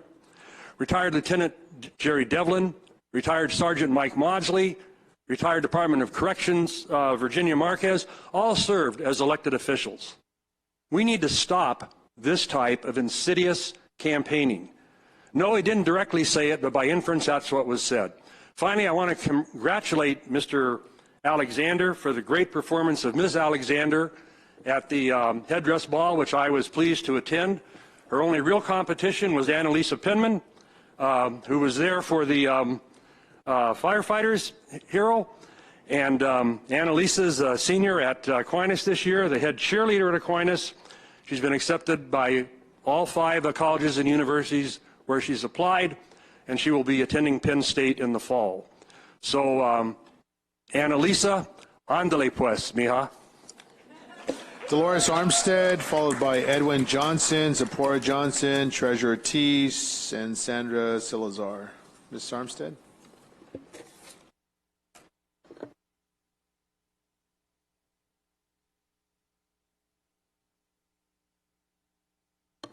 Okay. Good evening, Council and Mayor. I am again advocating for staffing assistance for our council members. They need help. Most people don't realize that the city, with a population of more than 200,000, each ward is responsible for 30,000 residents. These people take your calls, they go to your events, they're there for you. They need help. They need a dedicated staff member, so we are imploring during the budget season, to consider a staff member for each of these council members. It's not political.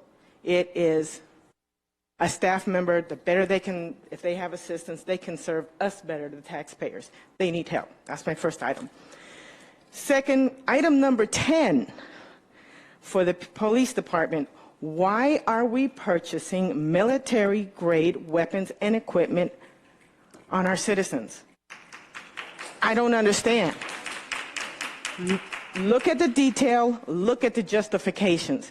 It is scary. I'm scared.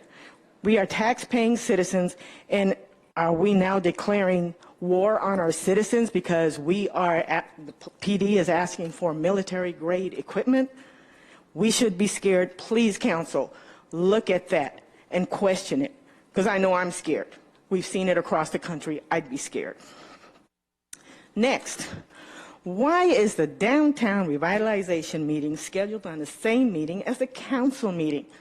These people need to attend the downtown revitalization meetings. I want to attend, but I want to come here too.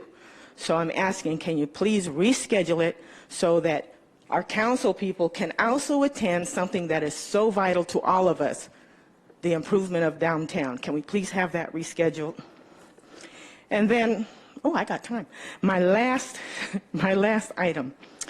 Do you in the audience, the voter, realize how this mayor has abused his position? He claims to be the mayor for the people, but I'm not a warehouse or industrial developer. I don't pay consulting fees, and I don't see him. I'm sure most of you don't see him either. We can't pay for that. So how is someone like that taking care of me? He's taking care of those people that pay his fee, that build warehouses, and we don't need more warehouses. We need to see what we have. He personally makes a very large salary, over $200,000, but that position doesn't need it. He doesn't do that much, that kind of work. We have a charter city, so it's a different kind of mayorship, and we need to be aware of what he's doing. We may be... Okay, thank you. Our next speaker is Edwin Johnson, Zipporah Johnson, Treasurer Ortiz. I'm sorry, you're out of order. Please refrain. Thank you. Edwin Johnson. What's going on, council members, mayor? How y'all Treasurer doing today? Ortiz. My name Just is a moment, Edwin sir. Johnson. Just a moment. Okay. James Elbert. Phil Savage. Sir, you're recognized. How y'all doing today? My name is Edwin Johnson. I'm the CEO and founder of an organization called Cords Youth Enrichment Program. We've been providing services in our school districts, SBCUSD, county schools, as well as probation. So I work with the kids in the juvenile hall and different people in my organization. I'm also the VP of the Black Chamber of Commerce Inland Cities, and I'm also the president of the Juneteenth Committee. And so I'm sure, you know, some of you guys heard about the issues with the Juneteenth, and I'm just saying, like, we need y'all support. I mean, we need y'all support not only for our youth, but we need y'all support for other people to experience Juneteenth in our communities. Riverside Juneteenth City, they support their Juneteenth committee. Moreno Valley City, they support their Juneteenth committee. And Juneteenth was made a federal holiday. Let me see. So Juneteenth was made a federal holiday on June 17, 2021. What has the city done for Juneteenth? You got a different nonprofit. You got about 20 to 30 nonprofits working together to do something for our city on behalf of Juneteenth.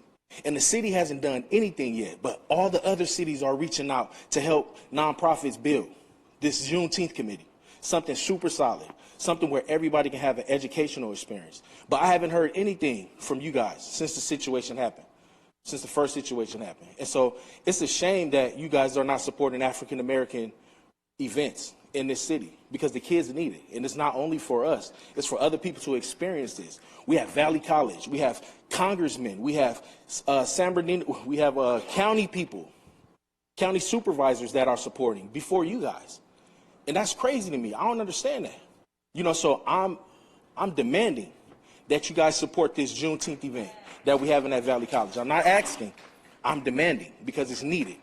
And y'all need to come together, figure it out. I don't care who needs to talk to who, but we need to get a phone call from you guys this week coming up. You guys offering us our support, because I provide services to all these kids, so maybe some of y'all kids, and I've been doing it for 12 years in the city of San Bernardino. I work with the kids in the juvenile hall. They need to know about Juneteenth. Y'all kids need to know about Juneteenth. So I'm demanding that you guys support this event, and I'm not asking. Thank you. Thank you, sir. Ms. Johnson, welcome. Welcome. Hello, I'm Zipporah Johnson. I stand in representation of the San Bernardino Juneteenth Committee. We're having an event on Saturday, June the 18th at Valley College. I said stand in. Hope that you guys support us in our beautiful event. We got people standing behind us, a great a great committee. So I just hope that you guys stand behind us and support us. Thank you. Thank you. Treasurer Teese,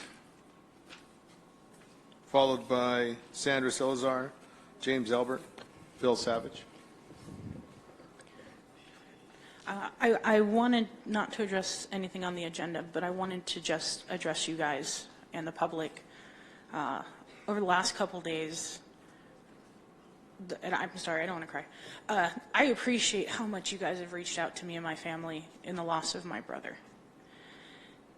And it makes me so proud to be a part of this community. And it makes any loss hard on a family, but it makes us reflect and think. We can't choose the day we're born, and we don't choose the day we die, but it's everything else in the middle that matters. Legacy, how much you care and give to a community. And what I know is, while I may not have been born and raised here, I'm honored to be a part of a community that cares. We are a family, at sometimes a very dysfunctional family. But when times get hard and things get rough, we come together.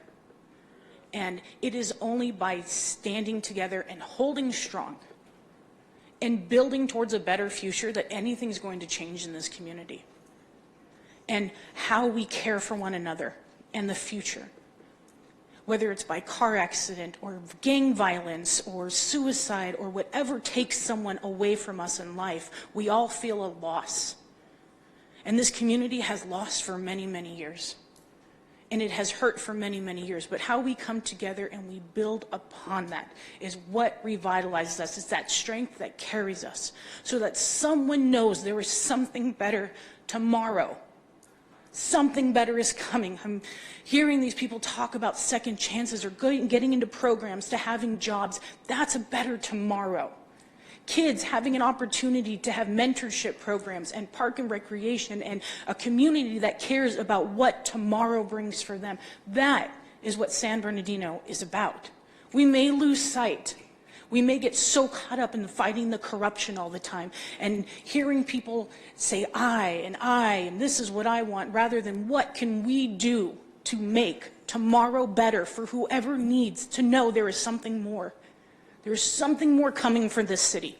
And it is so great and beyond sometime our own scope of understanding. But what I've seen in these last 72 hours is a community that I am proud to call my home.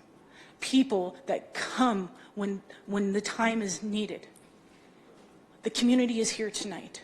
What can you do to serve the people who need you? Why do they always have to come and ask? Sometimes we need to be preemptive and proactive in our approach to support. That's your job. That's why you're a representative. The community shouldn't have to beg. The community should just have to say, be there and show up. Thank you. Thank you. Ms. Salazar, Sandra, James Albert, Phil Savage, Robert Porter, Ronnie Miller.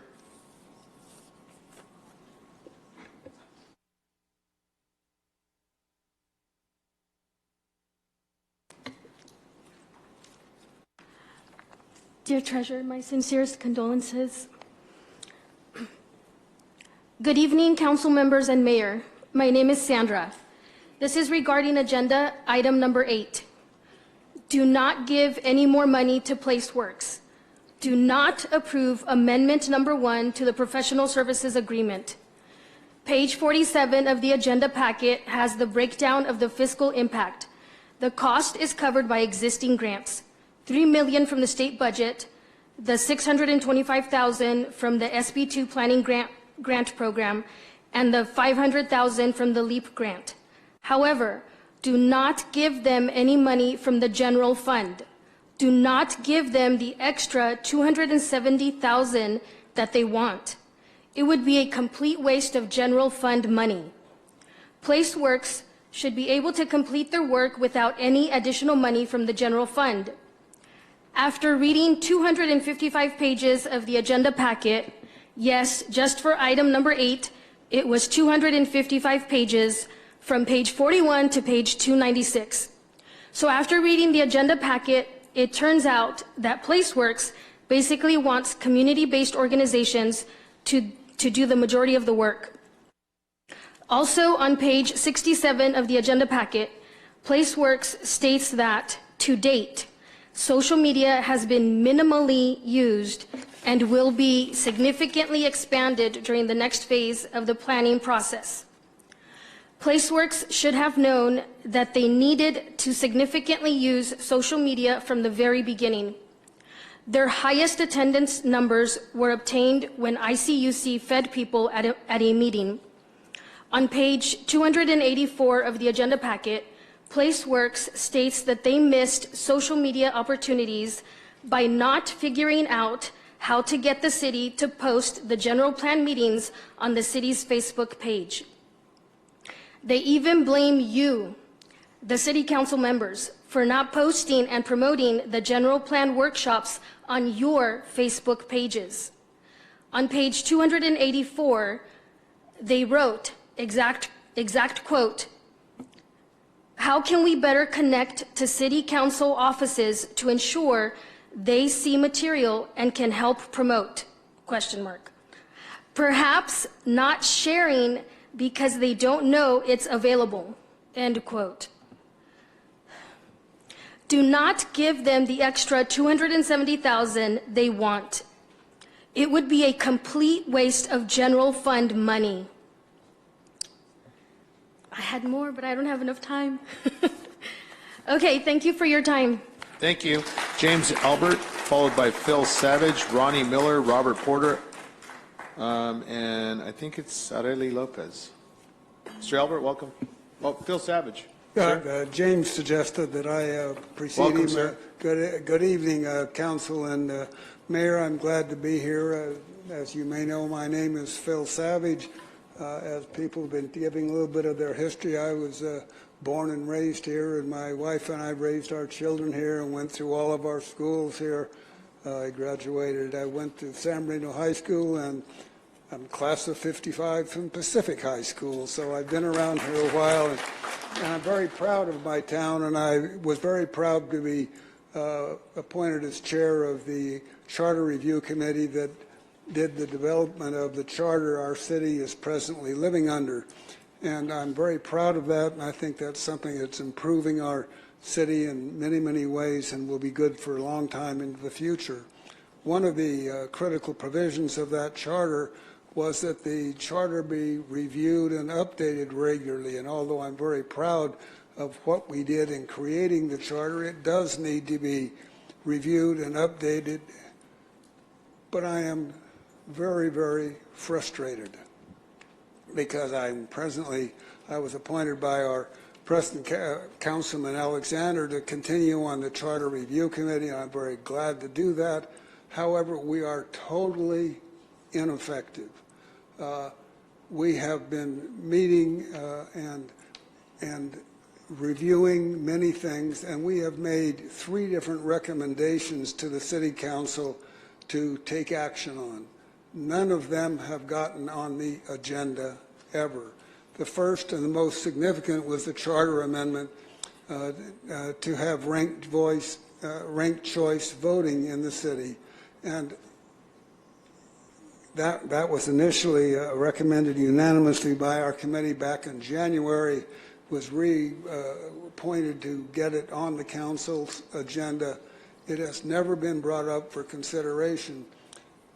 If we're going to be keeping our charter relevant, we need to have regular updates and reviews. That, in theory, is the responsibility of the present Charter Review Committee.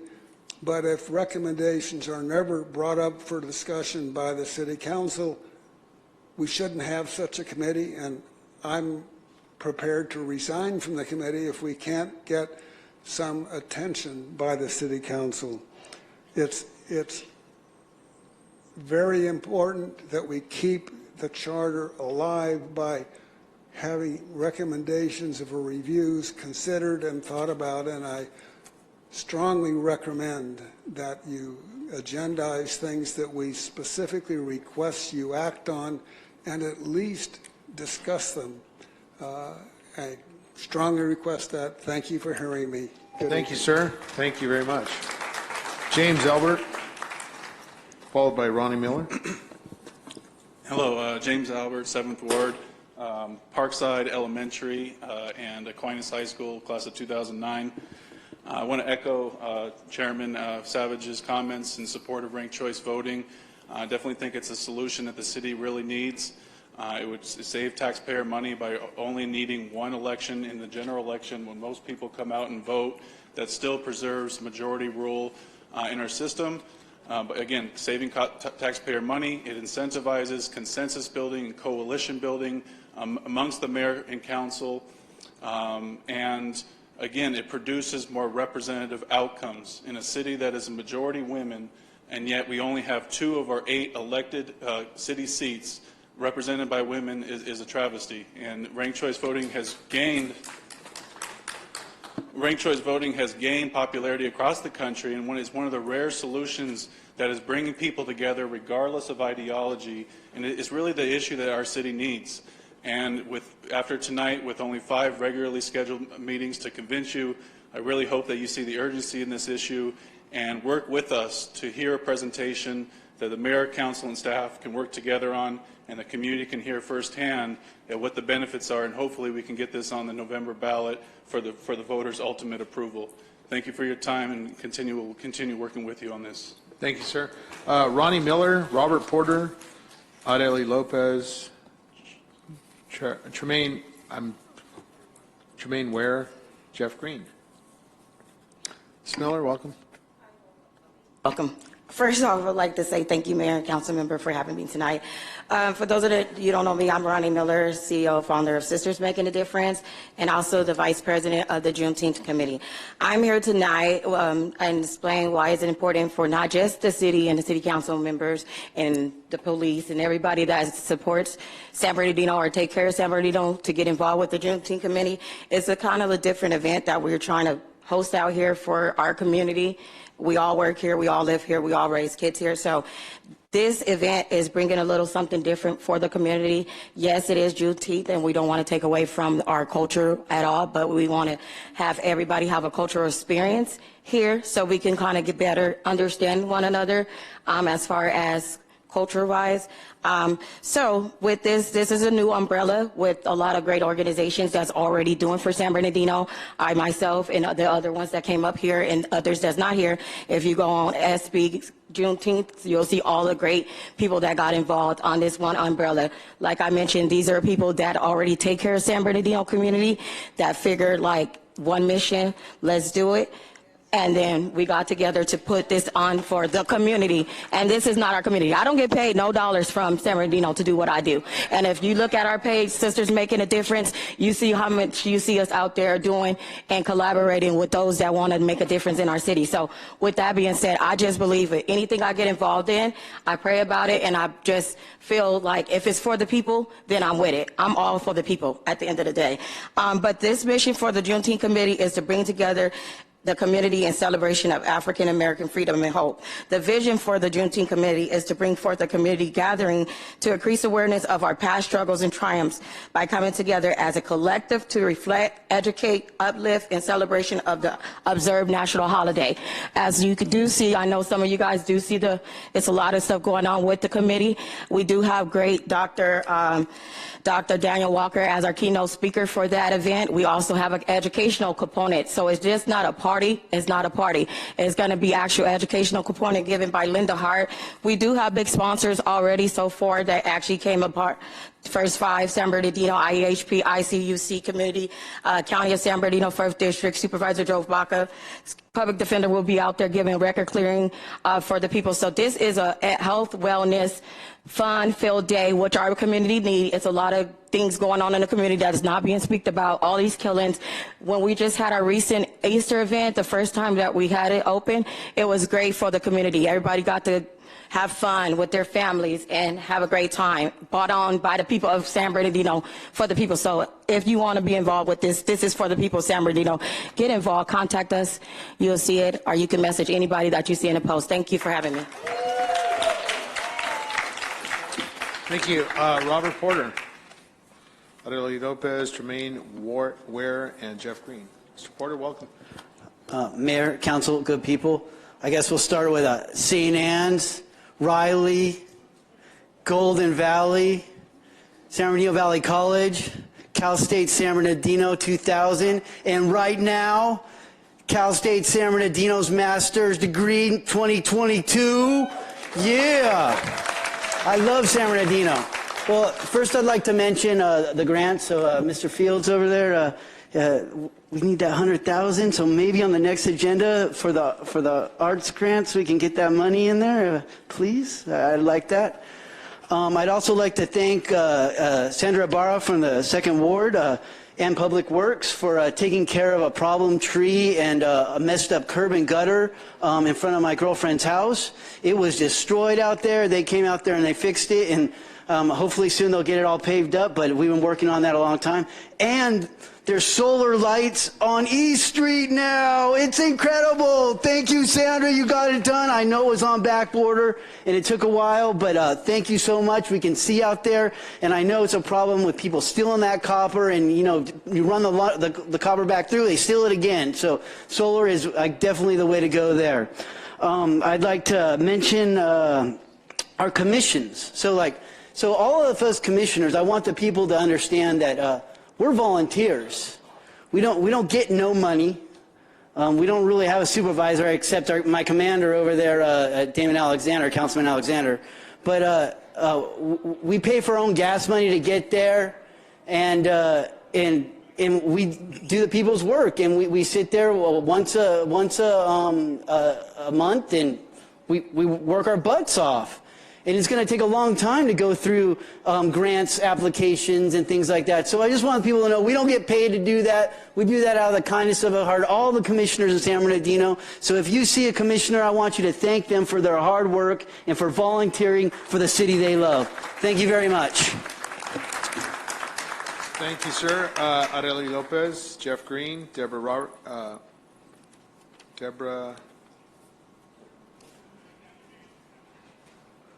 Heron, I'm sorry, Deborah.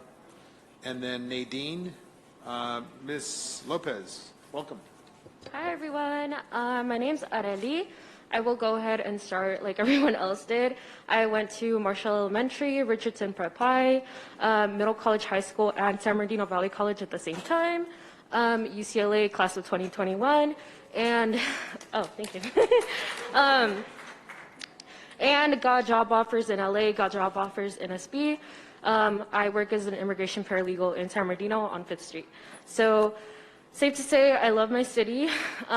It's what I call home, and that's what I came to talk about, home. So, there are apartment complexes in the city that are experiencing living conditions like sewage leaks, lack of hot water, and mold. And I'm not sure how to kind of put it in words, but that's not habitable. That's a biohazard. Those are not safe living conditions, and we need to do something about it. I don't know what to do about it necessarily. I could research all I want. I have a degree in public policy. I probably could if I had the time, but that's not my job. That is the job of the city council. That is the job of public policy people for the city. So I'm asking y'all, please do your jobs. These people deserve better. These people deserve the minimum, which is safe living conditions. Thank you. Ms. Lopez, if you have direct addresses, our staff will be happy to, those are issues, and we're happy to take a note now. Offline, our staff are more than happy to take an address and help and assist and investigate. Will do. Thank you. Thank you. Mr. City Manager, if you could help us with that. Tremaine Ware, followed by Jeff Green, Deborah Harmon, and Nadine. Tremaine Ware. Moving on to Jeff Green. Jeff Green. Mayor, while they're coming up, I'm going to lodge this with the city clerk. Very good. And by the way, Jim Penman, class of 65, Pacific High School. Cal State San Bernardino, class of 69. First class to go all 4 years, and second ASB president. Okay, are you Jeff Green? I'm Jeff Green. Welcome, sir. I am a foreigner. I graduated in '83 from Rim of the World High School up in Lake Arrowhead. Great. And but my mom graduated, or almost graduated, from Eisenhower High School. She got pregnant, but my dad graduated Mr. Green, from your item number Louisville High 17. School. Huh? Your item number 17. Go ahead, Well, sir. yes. Okay. So, thank you. So I am here on the same issue. I'm here to speak about the Day Park apartments and the Dorgel Estate apartments, which are, they have uninhabitable conditions. They have sewage leaking, outside pooling. They have called code enforcement. They have done all of the things that they're supposed to do. Nobody is doing anything. The Dorgel Estates has been on the block to be auctioned off because it went into bankruptcy years ago. HCD owns it, the California Department of Housing and Community Development owned it for 2 years. People have been illegally collecting rent from those people and saying that they owned it. So there's a lot of problems that code enforcement could address, that the police department could address. There's a lot of problems that could be helped if you had policies that put pressure on slumlords to not allow slum-like conditions to develop. Some of those policies I would recommend look to Los Angeles. They have an escrow account for rent so that people can go on rent strike and pay into an escrow account and make the repairs themselves if the slumlord won't do it. There's TOPA laws, so you can do Tenant Opportunity to Purchase Act. So if a building is under foreclosure, you can create the opportunity for the tenants to buy it and turn it into a co-op and take care of the property themselves. There's a lot of solutions to these problems that are in place in other communities that I wish that San Bernardino would take a look at. Thank you. Thank you. Deborah Harmon. Deborah Harmon, Nadine, Christopher Gonzalez. Welcome. Thank you. Good evening, Mayor, council members. My name is Deborah Harmon. I live in the 7th Ward, San Bernardino. I'm not a native of San Bernardino, class of 1982, Carson High School. But I live in an inhabitable complex. I live at the Day Park Apartments. We have a hot water issue, and the issue is we don't have much hot water too often. This is because of busting pipes. We have gone over a month without hot water, from February of this year to past over March 3rd or 8th of this year. Also, feces have backed up into the drains and wasn't properly taken care of by whatever plumber was used. That plumber dumped the feces water into our parking lot. The water drain cap under my window was not put back, and the residue of feces still remains. There are holes in the ground and dirt under a neighbor's window, and the pipes are still showing. The pool is filled with algae. The jacuzzi is filled with dirt and is now the cat's litter box outside my back window. We have mold and large roaches because of the moisture that hasn't been taken care of. Basically, we live in a shithole and are being financially profiled. We are in serious need of code enforcement to also enforce the law of AB 1482, Bill 1482, which is excessive rent increase. We would like to know what you can do about this issue immediately. Thank you. Thank you. Nadine, followed by Christopher Gonzalez. Nadine, welcome. Good evening, Mr. Mayor, City Council, and fellow attendees. My name is Nadine. I live in the 7th District as well, Day Park Apartments. Our complex is, as Deborah had mentioned, inhabitable, we have been dealing with slumlords, also illegally entering our apartments, which I have on video, stating the city is coming to do an inspection. They come in with no masks, no COVID protocols. I personally contacted the city right after and was told they don't come in to do private inspections to individual apartment units. The previous owner raised only certain tenants' rents. They have racially profiled, even after receiving the COVID relief funding, yet they did nothing to follow the AB 1482. We've been receiving excessive rent increase. Our pool is full of algae. Our jacuzzi that was promised as one of the amenities upon our move-in 4 years ago was turned into a planter, and yet we still pay for it. We have constant leaks in our pipes, and it affects our hot water constantly. The exterior of the apartment reeks of feces due to the sewage blockage, backing up on numerous occasions, and has yet to be corrected. The property was recently sold, yet nothing still has been fixed on the interior or exterior of the apartment complex, and things are getting worse on a daily basis. We also have a bad roach infestation as well. We have also had no response nor assistance from code enforcement. So we are asking the city to enforce the laws against slumlords and to get code enforcement to respond. Thank you. Thank you. Christopher Gonzalez. Christopher Gonzalez, followed by Naomi and Ronald Donis. Welcome, sir. Hello, everybody.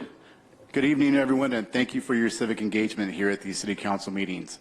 My name is Christopher Gonzalez, Downtown Civic Center's Neighborhood Association President. Tonight I speak to you representing Rewritten, an organization committed to rewriting the future of San Bernardino's fatherless and underserved youth. Those that know me and my works here in the community know that I am about positive change, self-belief, compassion, community development, and revitalizing our downtown. Through grassroots community events such as the Downtown San Bernardino Art Walk, the fate of downtown spirit has begun to change from a death to a life rewritten. I am currently working on another event to grow the spirit of the city, and that event is Rewritten's 5K race in our historic downtown.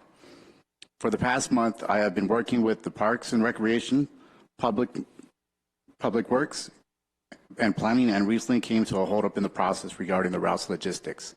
These logistics holdup may cause for me to bail on the downtown plan and having to relocate it, which I don't want to do. We need events to highlight our downtown. I'm not asking for a handout. I'm not asking for a freebie. What I'm asking for is an appointment with City Council or City Manager and our police department so that this way we can resolve these holdups.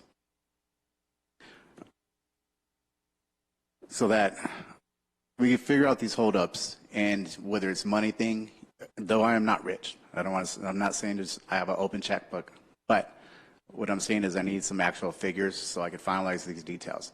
But I need to have FaceTime. So I've put in requests for an appointment for the past 3 weeks. I know everybody's busy. Everybody's either taking care of, a lot of the crime that's going on. But I think it's really important that we don't lose the heart of the downtown. Our grassroots events in downtown is what really held us together during COVID and even before then. So please, hopefully somebody can reach out to me. Everybody knows how to find me. And I just need an appointment. Just give me 20 minutes at a time. Again, I'm not asking for a freebie. I'm not asking for a handout. I'm asking for a hand up and just some FaceTime to work out these logistics. Thank you. Thank you. Naomi? It's Noemi. City community members, I am exhausted. I'm standing here using the last bit of the energy, it's the end of the night, to keep on here for all of my folks who are fighting for something. My siblings in the community deserve better. We can read past all the fraud and all the BS that comes out of some of your guys' mouths. And so I'm telling you, all of you who are up for re-election, all of those who are prospective in here, better start saying the right things and start acting accordingly, because we are tired and over it. We deserve the right to breathe clean air, and we deserve honest communication on development proposals, and we do not need an expansion for polluters like BNSF. We, as we have heard, deserve the right to affordable housing. We deserve the right to decide what happens to our city developments. We deserve to be able to achieve home ownership, and that cannot be done with the slumlords that some of the community members are here complaining about. My transgender and queer family deserve the right to accessible health care and not have the only clinic in the San Bernardino area get shut down again by a greedy landlord who was allowed to come here and own up several properties in this area. So now that is another set of community members who are left out of accessible services once again. Everyone, I'm going to bring up Councilman Reynoso's new movement. Everyone deserves an equitable living wage, regardless of the job that you hold. Our future generations deserve to be able to actually see the mountains, not the curtain of pollution, thanks to the hundreds of warehouses that have infected this city. And I came at the right time because there's a motion on the agenda about military police equipment. We absolutely do not need that when they still cannot differentiate my 14-year-old walking home from school from a murder suspect. Okay? I do not trust the police to be having any kind of military equipment when they can't tell that him and his friends are just trying to get home after school. My neighbors who are homeless deserve the dignity to have actual evidence-based solutions to reduce homelessness, not arrests and sweeps. Thank you. Thank you. Ronald Donis. Good evening, everybody. I'm a resident of First Ward, Haynes Park. I want to speak in support of item 44, raising the minimum wage.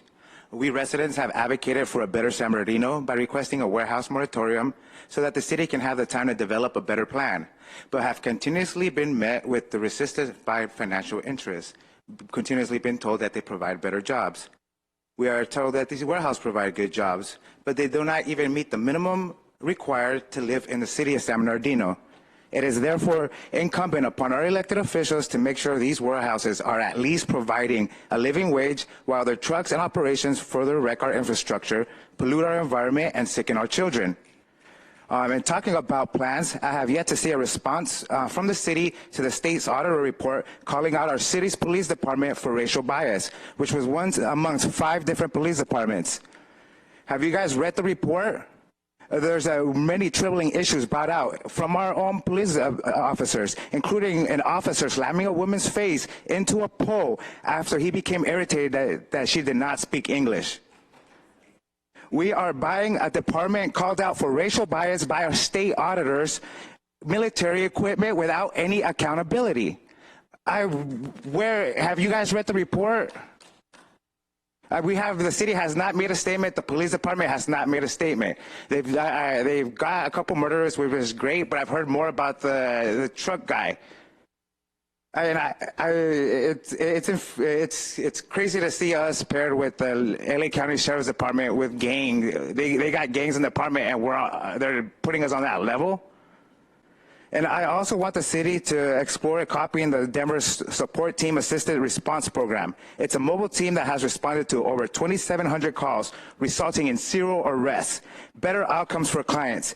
The city needs to explore working with our nonprofits and mental health agencies on a similar level. SoCal Trash Army, Sisters Making a Difference have a great point. And all these people coming here asking the city for help for a Juneteenth event have a great point. The city needs to better work with our nonprofits and all the great organizations doing work in the city. There needs to be a coordinated effort led by the city so we can fix our ills. Thank you. Thank you, sir. Adriana R. Is she here? Adriana? Okay, moving on. Scott Olson. Sir, welcome. Thank you, Mayor. My name is Scott Olson, born and raised in San Bernardino. Started at Mitchell Elementary School. Nature took care of that one. Then I went to Golden Valley Junior High School. Then I went to Pacific High School, class of 80, went to Valley. Saved my parents a lot of money. Great education there, by the way. It's changed so much. I want to start out by one thing here. I tend to be involved in politics. I've taken a break for the last couple of years. I'm not running for office. I spent many years running from office. I've got a lot of people asking me. I'm not interested. Recently, we did some boundary changes. Damon, hey, I voted for you. I supported you. You were my council person. Now I have Sandra. I've known Sandra for a long time. Sandra, you're down to earth. You take care of business. You do what you think is best. Even if it may not be in your best interest, but you'll take care of the people first. An elected official can do no more. I want to say Mark Porter, yeah, he's still back there. When it comes to Congress and my vote for my area, my vote goes to Mark Porter. I think of the people I've met, and by the way, I meet them individually and personally, he's the best choice. Now comes the next one, the one that's been a hard choice for me and a frustrating one. But from the moment I found out he was running for office, my support went 110% to James Penman. Why? Because I like results. I like somebody who's there. Decades of working for this city. You talk about you want to hold the politicians accountable? He did, to his own detriment. They went after him because he called them out for what they did. When you pay a price like that, yes, that's who I'm going to support for mayor. A lot of you talk about all these problems in the city with apartments. I guarantee you, when you had an elected mayor named James Penman, he dealt with it. It wasn't an issue for long. Now, Sandra, you've been doing great, and I like it. But Sandra has an opponent.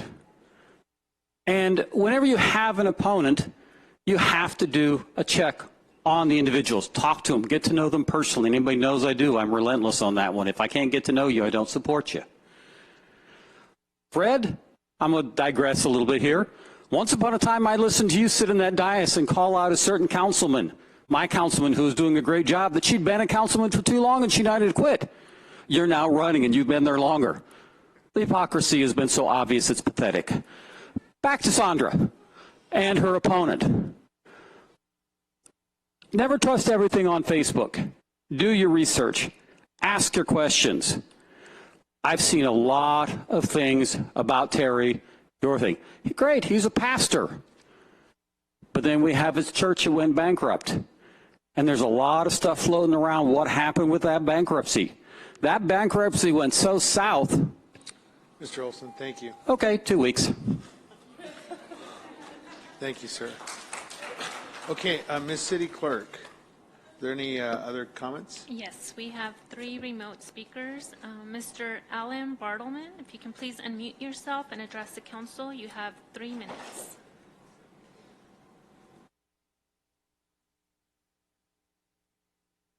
Mr. Bartleman? Okay. Move on to the next one. Del Shawn, if you can please unmute yourself and address the council. You have 3 minutes.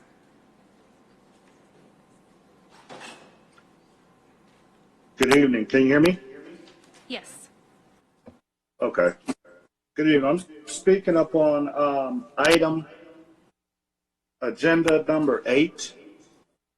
And again, my name is Delshawn McClellan. I'm a member of the Southwest Regional Council of Carpenters, which we have residents that live in San Bernardino, work and recreate in the vicinity of this project. We believe that we'll be impacted by the environmental impacts of this project.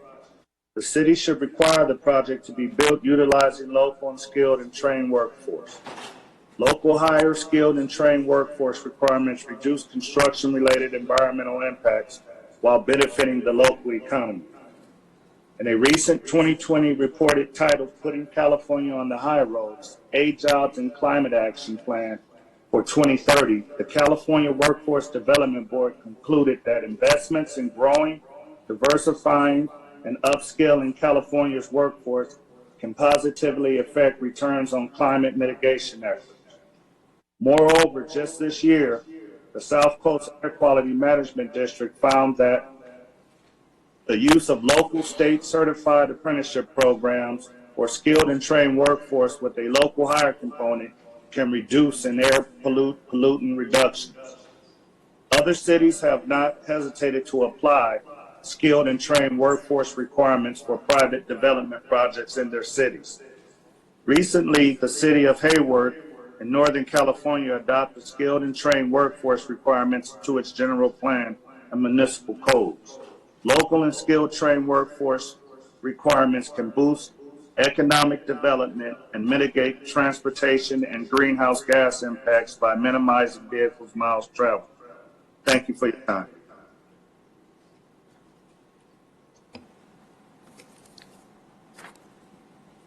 Okay, I have an AD accommodation email to read. This is from Mr. Tim Duran. To council and so-called mayor, I'm writing this to let all of you know that my vote for mayor is Treasurer Ortiz. Here is my reason. 1, John Valdivia is harassed to have no place as mayor. The investigation prove it. 2, Jim Penman on video at the forum said all homeless should be locked in jail. He's not a good man. 3, Helen Trans did everything she could to protect John by not helping those ladies and everyone who came to her. I did my research. Everything I'm saying is true. The Sun newspaper is endorsing Treasure. They are in San Bernardino, despite what everyone is saying. All residents' votes matter, so don't sit on your, skipping that word, get out and vote on June 7th, or if by mail, sooner. Treasurer Ortiz is the only choice. To the residents in the 2nd Ward, you can write in Alyssa Alley Payne. She will be a great councilwoman. So come on, 2nd Ward, open your eyes, see what she has been doing for everyone. She will be a write-in vote, so do it if you want change. Despite what certain people say, she's not a mayor puppet like Elliott. Vote Payne or get out. And that concludes the public comment. Okay, thank you very much. At this time, we'll move on to our appointments tonight. These are items number 6 and 7, the Water Board reappointment of Ricky Van Johnson, and the item number 7 of Public Safety and Human Relations Commission appointment. Do I have a motion for Move both? approval. Second. All right, members cast your votes, please, on items 6 and 7.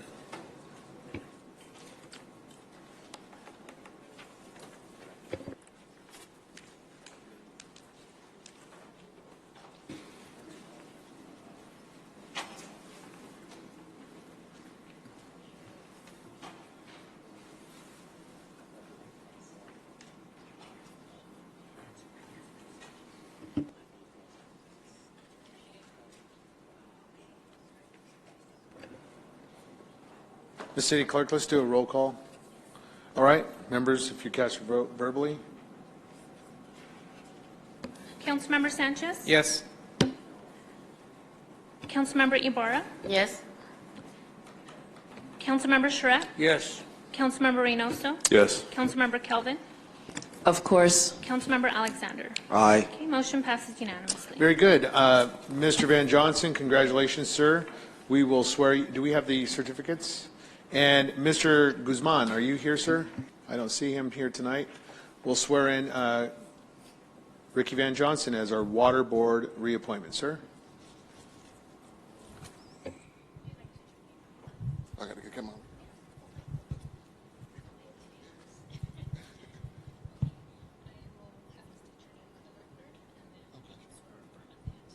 Please raise your right hand and state your name for the record. Ricky Van Johnson. Do you solemnly swear or affirm that you will support and defend the Constitution of the United States and the Constitution of the State of California against all enemies, foreign and domestic? That you will bear true faith and allegiance to the Constitution of the United States and the Constitution of the State of California? That you take this obligation freely without any mental reservation or purpose of evasion? And that you will well and faithfully discharge the duties upon which you are about to enter? Congratulations.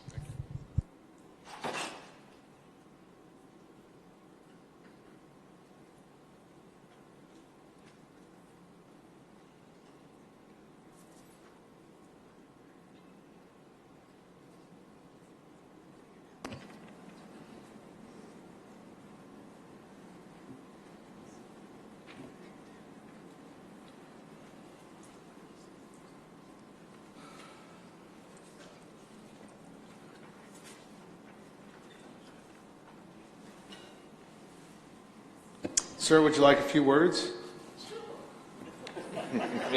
Excellent. Good evening. First of all, happy Mother's Day. Thank you, Mayor and Common Council, for your support. I've enjoyed my time so far on the Water Board. I'm learning a lot. And I just do want to say this one thing, though. You know, one of the greatest things in this world is the opportunity to be of service to others.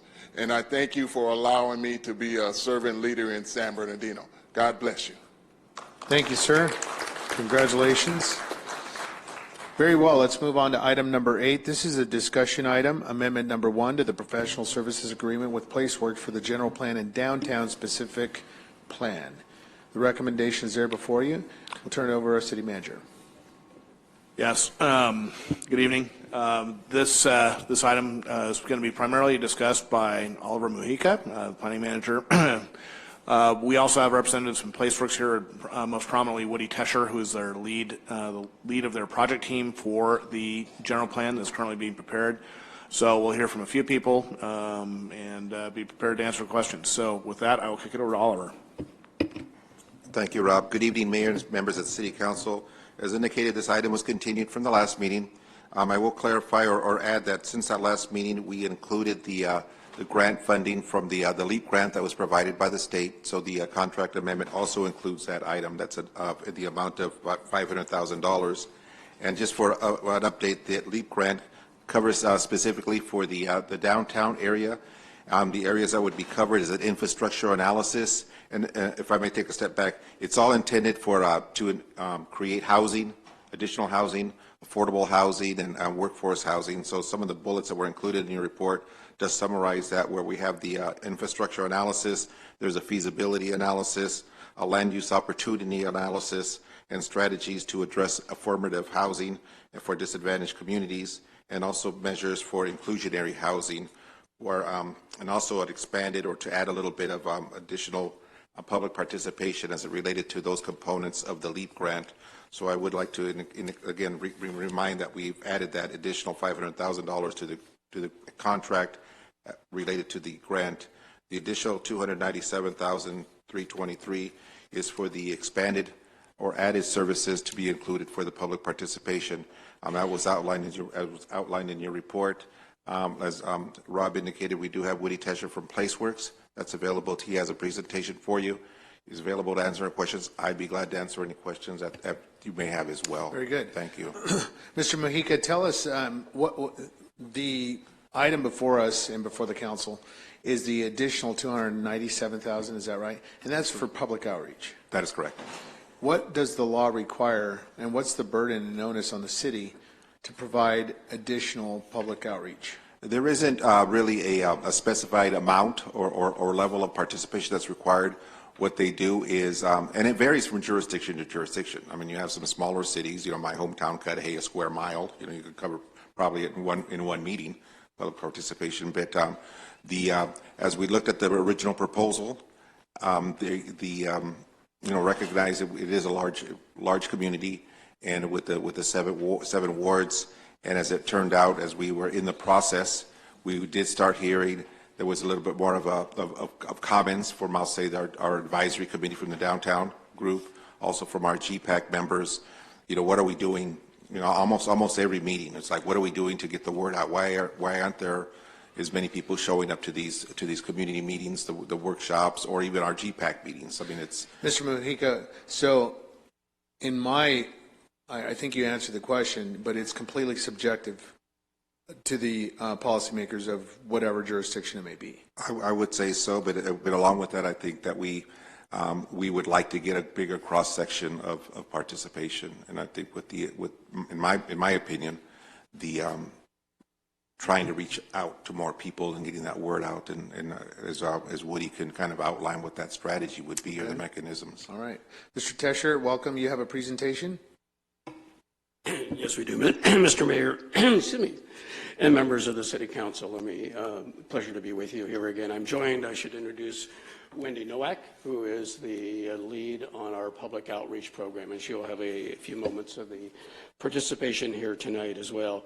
So as the slide shows on the screen, and I will not reiterate or go back into any great detail over what Mr. Mojica has indicated, there are basically two requests. One is to affirm the LEAP grant, and to remind you the LEAP grant is a grant to the City of San Bernardino from the state of California relative to providing additional services relative to support of the housing element in terms of providing additional affordable housing for the community, as well as, again, they're somewhat in response to the mayor on reviewing, if you will, the question of housing elements. Indeed, one of the criteria that the HCD uses in reviewing housing elements in determining their adequacy is the extent of public outreach that is associated with that. It's not quantified, but indeed you need to demonstrate a comprehensive program outreach in the HCD's review and the letters and the critiques of those as well. So item is the LEAP grant, and the second is expanding program of public outreach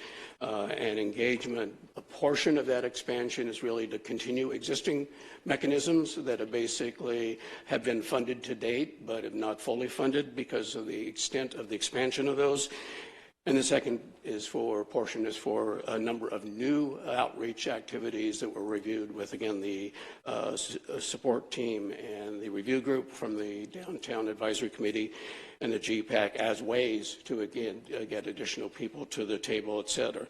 Let me indicate just also a little bit of framework is that when we start a general plan program, you never know how much and how easy and how difficult it is going to be to get people involved in the program.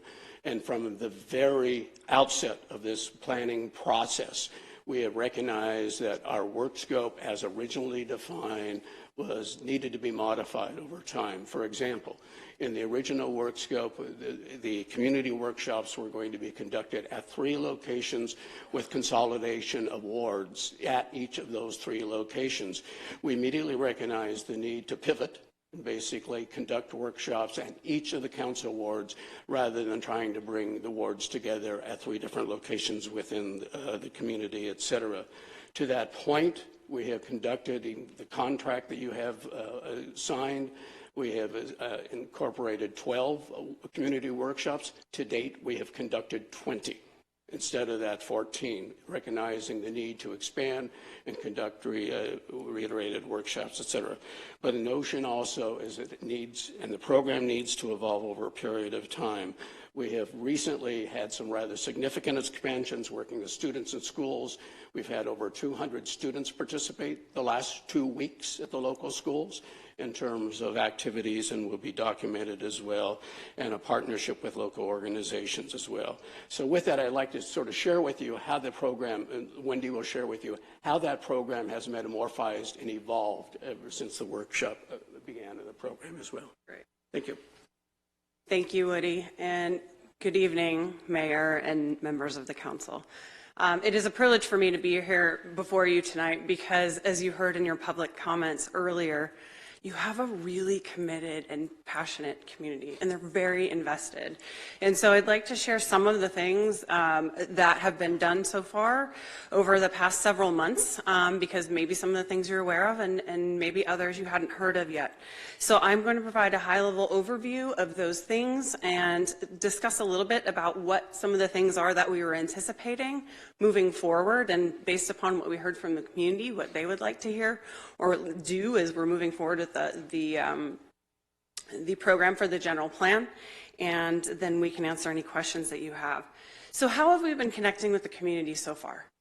A lot of different ways. As you know, there are two major programs that go with the overall general plan update. It's the general plan in and of itself, which is all of the elements, and then it is also the downtown specific plan update. The general plan has a general plan advisory committee that is made up of 11 members.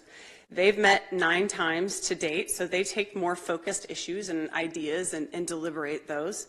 But there have also been 15 in-person workshops and 2 virtual workshops to talk about the broader ideas with the community. So we get that feedback from the community and then provide that to the advisory committee to deliberate. You also have some very involved advisory committee members. I'd like to acknowledge Angela Torres, who has asked for additional flyers and has personally gone out and been distributing those flyers to the community to make sure people have heard about the project and have the opportunity to participate. In the downtown specific plan, there have been 2 in-person workshops with the community and 2 virtual workshops. There have been open house events. There have been surveys that have been sent out. And then we have also had additional events reaching out specifically to community-based organizations, roundtables with teachers, and then pop-ups. So that's where we go to an elementary school or have a pop-up and try to talk to people as they're coming in and out of those locations. So the next component of all of this is that we have, and city staff have, been connecting with stakeholders. And so what you'll see is in the orange box on the right is the series. I'm not going to read all of them, but the types of people that have been contacted, have been participating, have been reached out to so that we could get a diversity of ideas represented in the conversation. And then, as you've heard, an essential part of this conversation are the community and faith-based organizations. When we ask people how they've heard about events, because we want to know the best way to connect with them and how they get their information, because one person's way of doing that may be very different than another's, what we've heard is that 50% of the people that we talk to have heard about it either from their local congregation, through one of the organizations that they participate in, and it's word of mouth. People that have heard something and said, hey, this is important, you should get involved. And so the community-based organizations have really been an integral part of the conversation that we're having.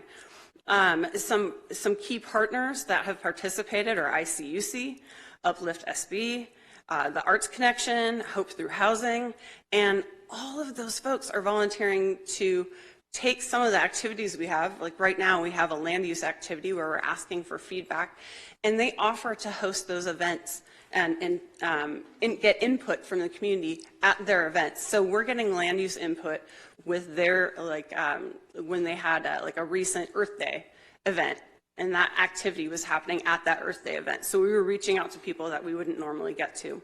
Neighborhood associations are included as well. Now, in connecting with the community-based organizations and with, say, the high schools and the teachers, we have been partnering with our partner, who is National Core, who is very familiar and connected in the community as well. So they have been spending a lot of time, and yeah, we're up to probably about 200 high school participants. When I wrote the show, we were hoping to get 50 high school participants today. They actually had an event, 5 periods, each one of the classes provided input on a land use plan. And so there are about 30 students in each one of those classes. So here we are connecting to future leaders of the community who can help to shape where the place that they live, what it's going to look like. So the last part that we're doing is we've heard about is social media. It's an essential part of what we do. It's ways to get out there. We have a website, which is futuresb2050.com.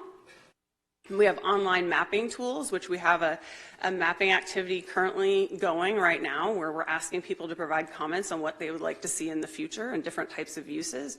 And that closes on May 27th. There have been social media postings both on the community and economic development Facebook pages and Instagram, as well as the citywide. And then staff has prepared videos, informational videos, so that have been done on the general plan and also on things like the Go Human event, which I'll talk about in a moment.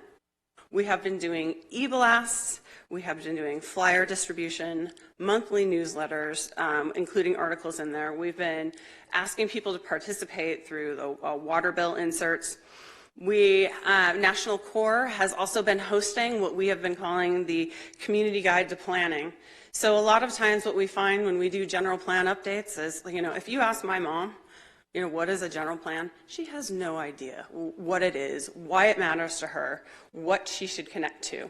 So with these Community Guide to Planning efforts were created so that people could come learn about planning, learn about zoning, learn about what this effort means. And the first Community Guides to Planning training, there were 9 attendees. Then the word got out. The second one had 24. So what we often find in these types of big general plan efforts is that it takes some time to get momentum going and to get the word out and to get people asking. And so we're in the middle of that momentum building. So lastly, I'd like to share a few observations and some feedback that we've received from the public as we go through, because as Woody mentioned, we do our best at the very beginning of a project to outline an outreach program, but we get feedback along the way about we need to talk to this group more, or here's another place where we could meet people, or different things. So we take that and we do half-time adjustments on that outreach program so that we can get to where the people are. So one of the things that the city is really doing right now is establishing those connections and relationships. We're doing a lot of the groundwork so that down the road, when other planning discussions occur, people will be more familiar with the process and they won't be as intimidated about coming in because maybe they don't know as much about planning and they feel like they're not the experts. That's one of the things that we were hearing. Why should I participate? I'm not the planning expert. But what we try to assure people is that they're the experts on San Bernardino. Let us deal with all the planning stuff, but give us the feedback, because without that input, we can't provide that really informed guidance. We're learning that the community really did appreciate the workshops in each ward so that it's, close to them. Some families are single-car households. So the challenge for a lot of families is that you have one person that needs to work. They need the car. So we're having challenges getting to people because they can't drive to or get to the meetings. But we have found some positive feedback about things like food and childcare are really important. And so that's the kind of thing we've built in to the next steps as far as outreach goes. And lastly, just going where people go. We need to be there and make it easy for them to provide that feedback, and that's why it's been so helpful with the CBOs. So quickly, just a couple of follow-up comments as to indicate, again, some key ideas and importance about the momentum that's beginning to build about the public outreach program. And that's that there are a number of important products that are about to come to you, to the Planning Commission, to you in the next few months that need to basically go through that public process and vetting in terms of have ownership of the community. And there are 3 of these that particularly are highlighted on the slide right now for you to take a look at. The first of those is the downtown plan, which is scheduled to be completed and be available for public review in early July, mid-July or so, with the environmental impact report that will be associated with the downtown plan as well. That is a major project. We've obviously heard separate discussions about the importance of that planning document as well. Excuse me. The second document that is also scheduled is the housing element. Indeed, that topic, very importantly, about affordable housing. You've heard many people here tonight talk about the importance of housing for the community. And indeed, the schedule is for that housing element to be completed by the end of summer, and will be in front of you in the Planning Commission also for a review and input, and then transferring to the state of California. And then the third, which was a priority of this City Council, which indeed the contract amendment was executed for that. We received it yesterday, is for the truck route study. And indeed, the intention is also have that by late fall or early fall to be completed also. Well, the balance of the general plan, of course, is extending in a longer period of time as well. So those are three major upcoming this summer, the next 4, 5, 6 months of importance in terms of continuing that public momentum, building upon that public momentum, and getting people at the table to have, again, make sure that these documents are reflective of community values and visions and directions for the future as well. The LEAP grant, I think Mr. Mujica went through this, but just to indicate again, the LEAP grant from the state covers two components. Basically, a component, about 2/3 of the funding, is for additional data and analyses that provides input to the identification of housing sites, as well as the new state requirements to address fair housing and fair housing needs of the community. That when we wrote the original contract was not a state requirement, is now a state requirement since the original contract. Unfortunately, the LEAP grant has given us funds to be able to address those state required issues for the fair housing components as well, along with some implementation actions. And then associated with that are again, a smaller portion of that budget goes to the public participation, particularly for identifying the sites in the downtown area that will qualify for affordability and for housing units themselves. And the second request is, as Mr. Mujica indicated, is for an expanded outreach program, and there are really two components. Some of that funding will go for the continuation of existing activities. For example, our current contract covers 14 meetings of the General Plan Advisory Committee. We have already expended 9 of those meetings due to the communities and the advisory committee's desire to go in depth in terms of creating that vision statement that you approved a few months ago. I hate to use the term wordsmithing, but there was some wordsmithing that was involved there as well, and some interest of indeed to get it right and how it was worded and being a reflection of the community as well. And so we expanded the number of meetings just on that one particular topic. We have 14 elements to get through in the general plan, and our current remaining 5 I don't believe our 5 meetings will cover that. So part of the contract amendment is covered for those additional meetings.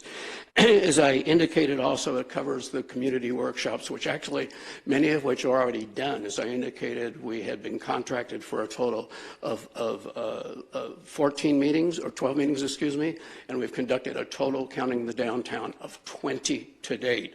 So we took the risk of moving ahead with the budget and trying to allocate resources in a way because we wanted to make sure that those workshops were done as well. And you can see those, what we call the essentials in terms of a portion of the budget that is covering indeed what is already in progress, not new. It's just continuing to enable to get to the end zone with the additional meetings that are upcoming. And then there are a number of items which, and some of these are new, relatively new, and have had recent, if you will, resonance with the community, community-based organizations, the partnerships with the schools and the neighborhood associations as well. So that concludes our presentation. Thank you, Mr. Tesher. That was a great presentation. Thank you, sir. Very comprehensive. Ms. Nowak, thank you very much. I do have some questions. I think the focus has been on public participation. My focus is really on the completion of the general plan. I think if you go back to 3 slides back, you had suggested that the housing element, if you could go back one more. You got it? One more. Over my shoulder. One more back. There you go. Bullet point 2 suggests something inconsistent with your presentation. You had suggested that the housing plan I'm sorry, that the housing element would be later, and I don't see a housing element, so maybe, can you help clarify? Will that be appended into one of the downtown-specific plans or the land use? The housing element, and I'm just looking here again for that particular slide, right there, the slide right there. Update, oh, I'm sorry. The housing element isn't up there, thank you. That's a fourth item I should have mentioned here as well. The housing element is a separate document. The separate it'll cover the downtown, but it will also cover the balance of the area of the city. It is a document that has statutory deadlines of the state. Will it be appended into the general plan, or more specifically? It will ultimately be appended into the general plan, but you will have a separate series of public hearings on that before you have the entirety of the general plan. Okay, very good. Again, my focus is we got to get the general plan. Yep. I mean, that's the focus. That's the mission. I think the other wheels on this bicycle are the beautiful outreach opportunities that you have just suggested. But considering those public participation input from the community, I think the city has satisfied its legal requirements. You had suggested then that CHD would provide more favorable outlook on our city if, in fact, we had conducted more. Can you please help me understand that? Not necessarily to have conducted more, but to conduct what they consider to be enough. For example, on some of these topics like the guidelines that were released late last year, thank you HCD, on fair housing, near deadlines, also have stipulation for indeed engagement with the community in the production of that fair housing. Those discussions have not occurred and need to be conducted, for example. As I indicated also in terms of additional meetings of the General Plan Advisory Committee, we only have 5 left. I don't think we'll be able to cover 14 elements of the general plan and the land use plan in those 5 meetings. I think it's going to take more to have the deliberation with the committee that was appointed by the City Council to have due consideration to just get through that enormous amount of material for completion itself. The additional work scope here doesn't extend any deadlines from the original schedule we gave you. The deadlines will be met, and I do apologize on the slide was also that I should have indicated here. In addition to the housing element, we will have a citywide land use plan this fall. Oh, no, I see it. It's item number 2. Yeah, thank you. Okay, we'll open it up to council members. Councilman Reynoso, followed by Councilman Sanchez, sir. Thank you. Just got some questions. It's a long night. In regards to page 46, the top portion, where you're mentioning the type starting at, it's I think in your third, the third phase under there, creating awareness and interest for participating in planning events and workshops. How much do you plan to do of each? I didn't see anything explicit. I'm interested in all of these. I'd like to hear your answer before I expand on my question. Getting this thin staff report, page 46, 43. 46. Oh, 46, I'm sorry. 46. So the creating interest, the first list. It's a little bit of all of those. Actually, on page, I have to go look. There's an 11 by 17 that is on page. Maybe Woody can. Well, essentially, we've mapped out. I'll find it. I can talk to you about all of them. We've mapped out on a graphic that looks like this. You don't have to go into all of them. Yeah, I wanted to know how much of each. So, we're going to customize them. So we assumed that there would be an opportunity to, when the land plan rolls out, to provide feedback and go and do some of those community workshops or events to show everybody, here's all the feedback that we got, and then here's what it turned into, and this is what it means for you. So we were going to create community around those. I don't know that we listed the actual number of pop-ups. We kind of look at it and go, okay, where are the spots that we could go? I have to, Go ahead. hiding under Woody. I guess that's what I was getting to, is that you didn't mention the spots where you were going to go. Well, Yeah, and that's always interesting with the outreach plan, because sometimes it'll be, there's an event going on somewhere. We try to go where the people are going. So if we knew that it's the Route 66 event, then, and that's timed with where we're going, we'll do the pop-up there. Or we try to find where the most people are. And so we try to work with staff to say, hey, here's what we know. If we're only doing one pop-up here, and there should be more pop-ups in other places, then we'll look at that and put them throughout the city. That's why it was interesting in the beginning, because we had originally, and a lot of times what we do with jurisdictions is say, we're only going to have 3 meetings throughout the city, but here it was important to do 1 in each ward. So that's, we can, it's an evolving plan, I guess.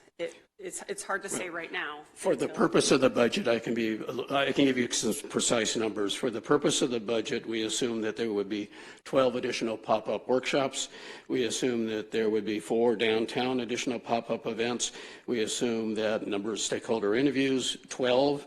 For the number of, I mentioned the total number of general plan advisory committee meetings. For focus topic workshops, there'll be 1 on housing affordability, there'll be 1 on environmental justice, there'll be 1 on climate change and risk and vulnerability. There will be 8 of those that will be conducted. Community-based organizations, 15 events, et cetera. And Let me stop you right there. Okay. All right. Talk to me about what kind of survey does your team feel qualified to issue to CBOs that would qualify them to do the work for you? Well, right now we have been working with National Corps, who has been very involved with the city for a long time doing affordable housing and has been connected with the community. It's written as a survey here, though. I'm not talking about like who you're working with already. You mentioned in this contract. Yeah, like how do we determine that it's... You said you're going to survey a CBO basically to be adequate to do the work for you. Sure. And so we have done in the past, the surveys that we have done have been things like, what do you need to prepare, or how do you get the word out to people? Do you have an ability to bring how many people together in one space? How do you promote the event? What can we do to provide you the materials? Would you need any training? So we work with them to try to understand. We've actually been doing that effectively. We've put the word out to as many CBOs right now, and the ones that have responded are the ones that we're working with currently. So I would like to suggest that we continue to do that, and we're open. Anybody that wants to reach out and say, hey, we'd like to conduct this event, we would be happy to work with them and say, we can give you the materials, or this is what's going on, or we could have somebody come speak at there. So right before, I think we were thinking, and in other places, we've had so many CBOs that have applied that we had to have an application process. Here we don't. We've had some that have risen to the top and said, hey, we really want to participate, and have responded, so we have worked with those most closely. Let me just clarify, when we say we worked with them, we've also walked through a training session with them.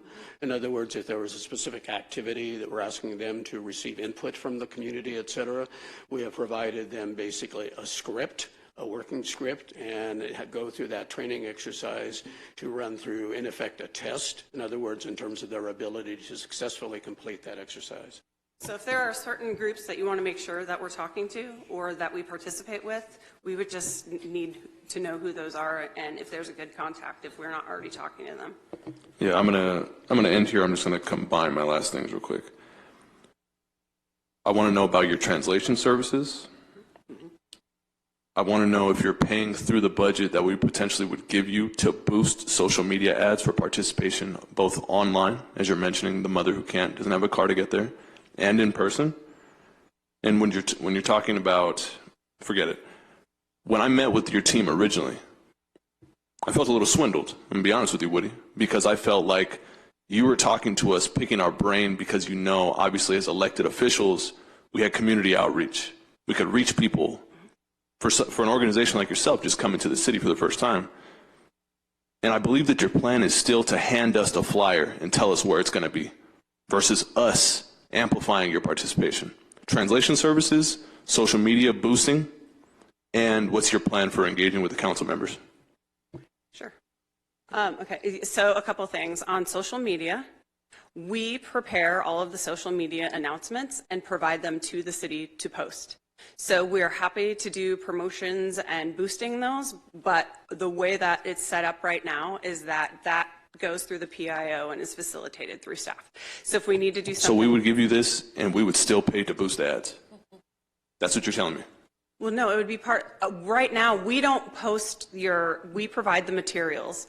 So either through a reimbursable on our contract, or, if the city, it would be a reimbursable. If the city is the one posting, we don't have access to post anything. It goes through the city. The city has control of that. So I can't go in and boost the ad. So it could be a reimbursable on our account or on the contract.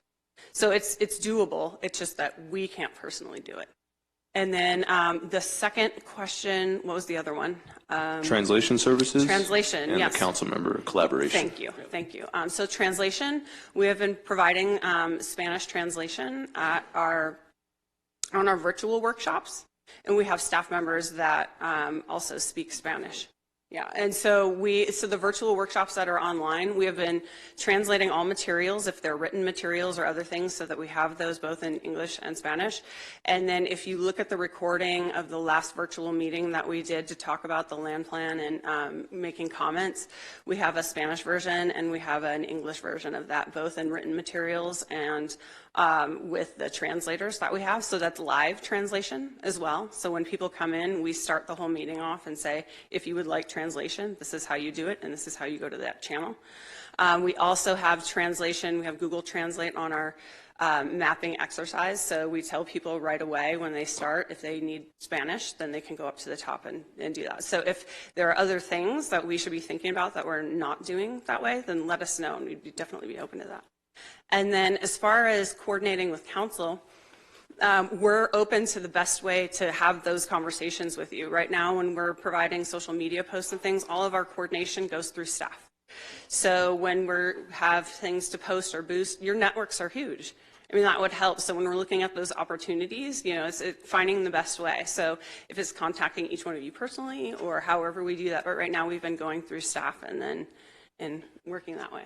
And the reason we chose to go through staff to work and liaison with you, we were requested by staff to do that, but that was the mechanism. Councilman Sanchez, sir. Yes, so we've received quite a bit in grant funding, and I'm glad it wasn't more, because the dollar amount for this grant, the dollar amount to get this general plan done would have been a lot more. So we received $3 million from Assembly Member James Ramos. He fought for that money, and the general idea was that that's what it would cost us for the general plan and the specific plan. And then we got $625,000 for SB2, and then suddenly the cost of doing our general plan goes up by that amount. Then we get $500,000 for LEAP. And I'll go ahead and buy that argument that recent legislation at the state level requires us to do this additional housing component, and that you need the $500,000 for that additional component. But Councilmember Ibarra told you, both privately and here at a public meeting, that you needed to reach out to the neighborhood associations and schools and other organizations. And either that didn't happen or it did, but you didn't get the desired result. All of us, most of us, asked that when you started this general plan, that you include restricted truck routes. That didn't happen. And so now we've burned through our grant funding, which totals $4.125 million. And we've already spent, if we approve this tonight, we will have spent $400,000 of general fund money additionally. $100,000 for the restricted truck routes, which we had asked already, and then the $300,000 for outreach of general fund money. This isn't grant funding. This is general fund money in the amount of $300,000 for what is equivalent to 10 more meetings. So at $30,000 a meeting of general $30,000 a meeting and $30,000 coming from our general fund, I can't support that. I will support accepting, well, I think we've already accepted the LEAP grant. I will accept adding the $500,000 to your contract for the housing component, but I will not be making a motion that we that we grant you $300,000 of general fund money so that you can have 10 more meetings. So that's my motion. I hope I can get a second. Okay, thank you. Councilmember Kelvin. Thank you, Mayor. And thank you for this report. I had a couple of questions. The data collection project, how long was that to last before we would have gathered the sufficient amount of data in order to move forward with completing the general plan? The data is in its final stages of preparation. In fact, we were informed by the state that we could proceed. You received information, for example, on the, I can't see you here, so excuse me if I jump back and forth. It's okay. It's okay. We received a notification from the state about 6 months ago that the LEAP grant had been approved and took a little bit later to this stage relative to the contract. But we, in good faith, went ahead and did that work. We have completed the housing needs assessment as of this week. The housing constraints analysis will be completed in, I believe, 2 weeks, et cetera. So those are all imminent pieces in terms of being completed, et cetera, in terms of the data. So the data collection project, the data collection that you needed from constituents, you have received as much as you need? That's my question. Oh, no. We're still receiving input from the community at different stages of the process. So, for example, at the very first stage of the process, we had those visioning workshops, the very first ones that you had attended, for example, and we received those, and that provided input to the vision statement itself. Where we're now receiving input from the community, and the period of input closes on May 17th, and that is for the land use plan exercise itself. We had, prior to that, the in-person workshops, again, which you attended one of those, and we received the input from that. All of the information is going to the General Plan Advisory Committee on the May 19th for their deliberations for preparation of the updated plan. I just do want to just remind everybody that we only have 5 meetings left with the Advisory Committee, and if we don't receive some supplement on that, we will have to, basically we'll be unable to complete additional meetings with the Advisory Committee. Yeah, and Woody, if I could also add, we talk about the major topics that we're going to discuss. Housing is coming up, so there are some specific housing discussions that our housing experts need to have with the community. When the proposed land use map comes out, we present that to the community. So there's big milestones. So housing is going to be this summer. The proposed land use map is coming out in August and September. We've got the downtown specific plan that's coming out in July. In fall and spring, there are focused issue policy discussions. And so it's not just the advisory committee, but a lot of times we'll reach out to the community to get input before the advisory committee weighs in on their final decision to say, here's what the community said about these things. So that was originally the plan when we're looking at the expanded, because it was taking more investment and time to connect with the community and sit down. And now that they've finally got a knowledge base about what this is about, and we've started building those relationships, we wanted to continue the conversation with them. And again, for clarity, there are more than 10 meetings as a part of this augment. There's somewhere 30 or 40. So thank you very much for that. So help me just to understand. The total, or can you give me, what exactly have you spent?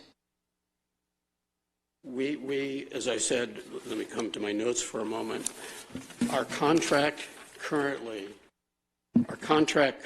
covers for 12 meetings of the General Plan Advisory Committee. It covers for no meetings of the Downtown Advisory Committee. We have conducted to date 17, which include 15 in person, and these are community workshops. I'll start with that. Contract covers 12. To date, we have conducted 17, 15 in person, and 2 virtual. And the downtown workshops, there are 0 in the current contract that you had approved. We have conducted 4, 2 in person, 2 virtuals, plus we've had 3 open house events. So we have gone ahead in good faith because we felt the importance of spending time in the trenches with the community, with where we had contracted for 12. We have contacted and conducted basically 21 community workshops. Our contract covers only 12. General Plan Advisory Committee, our contract is 14. We have 9 total to date, so that's 5 remaining. 5 remaining to get through the land use plan and 14 elements of the general plan goals and policies. And that's in the contract that we have with the city. And so can you give me a dollar amount as to how much you have spent? Thank you for asking. I don't have that data in front of me. But we have completely exhausted. The budget for the workshops was, I do not have that data here in front of me tonight, but I can provide that for you. Bottom line, we have exhausted and overspent the budget for, which we have not billed the city, for the community workshops. We are at about 60% of the general plan advisory committee, and we have had 0 budget for the downtown advisory committee, so we have basically overspent on that as well. Thank you. But I get you the numbers. I don't have those numbers. Okay, thank you. Councilmember Ibarra, you have questions, followed by Councilmember Alexander. Thank you, Mayor. Thank you for your presentation, PlaceWorks. I got to go actually to the second ward meeting. I went to the first one. The first one, my concern was that it was not held in the second ward, and I did let you guys know. I let staff know. That was my first concern on that meeting, and that's why a lot of my second ward constituents could not go. As you saw, a lot of them were families. So we did a huge disservice at that first meeting. When I met with you privately, I gave you a list of who to contact. That was not followed. And it's unfortunate because there's some neighborhood associations who have had meetings. And this would have been the perfect opportunity to have workshops at their meetings. My question right now is the cost that you're giving to us, what does that entail? Does that entail your salaries, the printing, the actual design of the website? Like what do those costs entail? Let me go to the slide here, which I think has the various components as well. That's LEAP. We already covered that as well. It covers labor. It covers, so labor is for preparation for the meeting in advance. It covers for the advertising, outreach, and engagement, so notification, working with organizations such as the neighborhood associations, which we did try to use to reach out to. We have a separate conversation on why that didn't work. We had indeed, so it covers preparation, noticing, advertising, the preparation of the meeting agendas, the preparation of the meeting materials, the actual facilitation of these meetings. So, for example, we had enough staff at each of the community workshops. We had 4 or 5 staff members at each one of these available to be. So it covers their time and their expenses to be there as a part of the meetings. It then covers, as you can see some of the evidence of this, the documentation that is made afterwards. In other words, here's the listing of all the comments that you can see in here, for example, in the vision statement, and not only the preparation of those in terms of documentation, but in effect the interpretation. What are the messages that we need to call out of that information that was prepared, that we provided the input, because we have to take that information again to the advisory committees for their consideration and their deliberations, for example, in preparing the vision statement. Or now we're culling together all the input we received from the community workshops, from the children and the youth of the community, et cetera, to take to the General Plan Advisory Committee on the May 19th meeting, say, here's what we've heard from the public, and now that helps us as working with the committee in formulating the plan. So it's preparation, documentation, materials, translation, et cetera. A couple more things that were important were daycare and food at each one of the events. So for the ICU event, ICUC event, you guys paid for the food? That one came out of a separate grant because we didn't have that in our current budget, but that's what we're trying to do moving forward, seeing how successful that was. We wanted to add budget in there so that we could get more people or give stipends. So when we're going and we're doing these, when the land use plan comes out, we're trying to do this kind of like, I don't know if it's going to be a Fiesta of the Future. We had some idea to try to get people to rally around this land plan and have it be more of an event. So it's whatever that is, if we have to get vendors or balloons or whatever, to make it more of a celebration versus, you know, just a workshop, because we want to have more activities that would draw people out. So if we could even do an event where we've done them in the past, because it's a general plan, so it's, you know, it's not as exciting as the park stuff for people to come out to. We've teamed up with departments, so sometimes we'll have the police department out with, you know, with the police dog, or we'll have the fire department out and the kids will take pictures on the truck, or the water department will come out, and then you make it more of a thing where you bring City Hall to the community. And that's what we were looking at for these future ones, because we've been getting momentum and we want to show them the art of the possible, that this is what the general plan can do for you. It's not just this document that's up here. It's like it translates into something for the community that's meaningful. Okay, yeah, because I remember the first time we had a meeting with you here as a council member, we were in the Zoom meeting, and the concern that we raised is your staffing did not represent the population of our city. That was one of the concerns we pointed out. Had you had known the needs of this community, I think you would have reached out to them more. ICUC is a great organizing group out here, neighborhood associations as well, and the schools as well. Yep, and we just, today, the schools, that's when the 5 periods of the 150 kids, that happened this morning. So the thing is, because we've got so many organizations and we're trying to time it with some of these deliverables that we have, of things that we need input on, sometimes it takes a little while to coordinate with the school. We have an idea, and then we have to figure out when the class can happen and do that, and then time it with, get the feedback before the feedback is overdue on the land plan. So I hear you loud and clear on that. And I know Woody and I don't represent the community, but we took that comment to heart, and the staffing that we have had at our community meetings has been much more representative of, and we've heard that. I mean, we've heard that from people that are coming. It's, appreciate you being here, so people can connect with people they feel most comfortable with. It doesn't have to be Woody and I. We have more staff, and that's the whole point.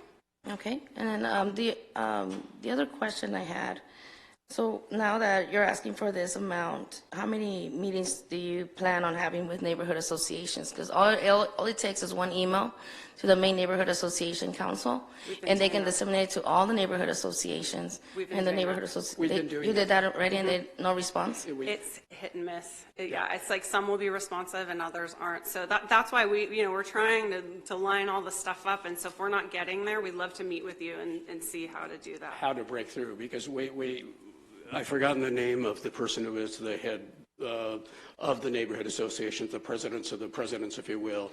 And we've attended. No, it's Jeanette. Yeah. It's Jeanette McKay. Attended several of the meetings. Staff has attended the meeting. We have attended the meeting. I attended one about 3 months before we had this last round of community workshops, and asked how they could help us get the word out to their associations as well. So we have attempted to do that. Yeah, if we're not connecting the dots in the right way, we would love, what do we need to do to get there? Because we would love to do that. And the other thing that we're very conscious of is that if we have connections with neighborhood associations in one concentrated area of the city, that's not equitable. So we want to make sure that we're getting that all around. So we welcome that. We would love to collaborate more. So if we're not hitting it and we can get a bump in the right direction, we want that. And I do appreciate at the ICUC meeting, you did have bilingual documentation for both English speaking and Spanish speaking. So I did appreciate staff for having that handy as well.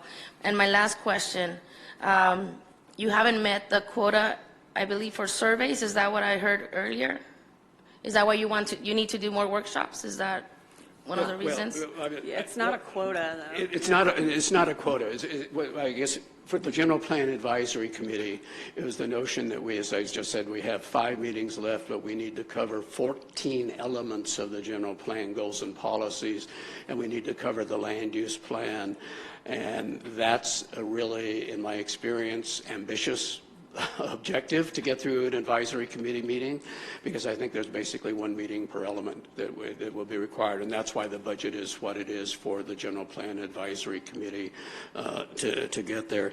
And partially, again, it's somewhat difficult to go to advisory committee and say, when they ask for additional time to deliberate on input for, let's say, a vision statement after the first meeting. They say, well, we really need to think about this more. Can you come back and meet with us again?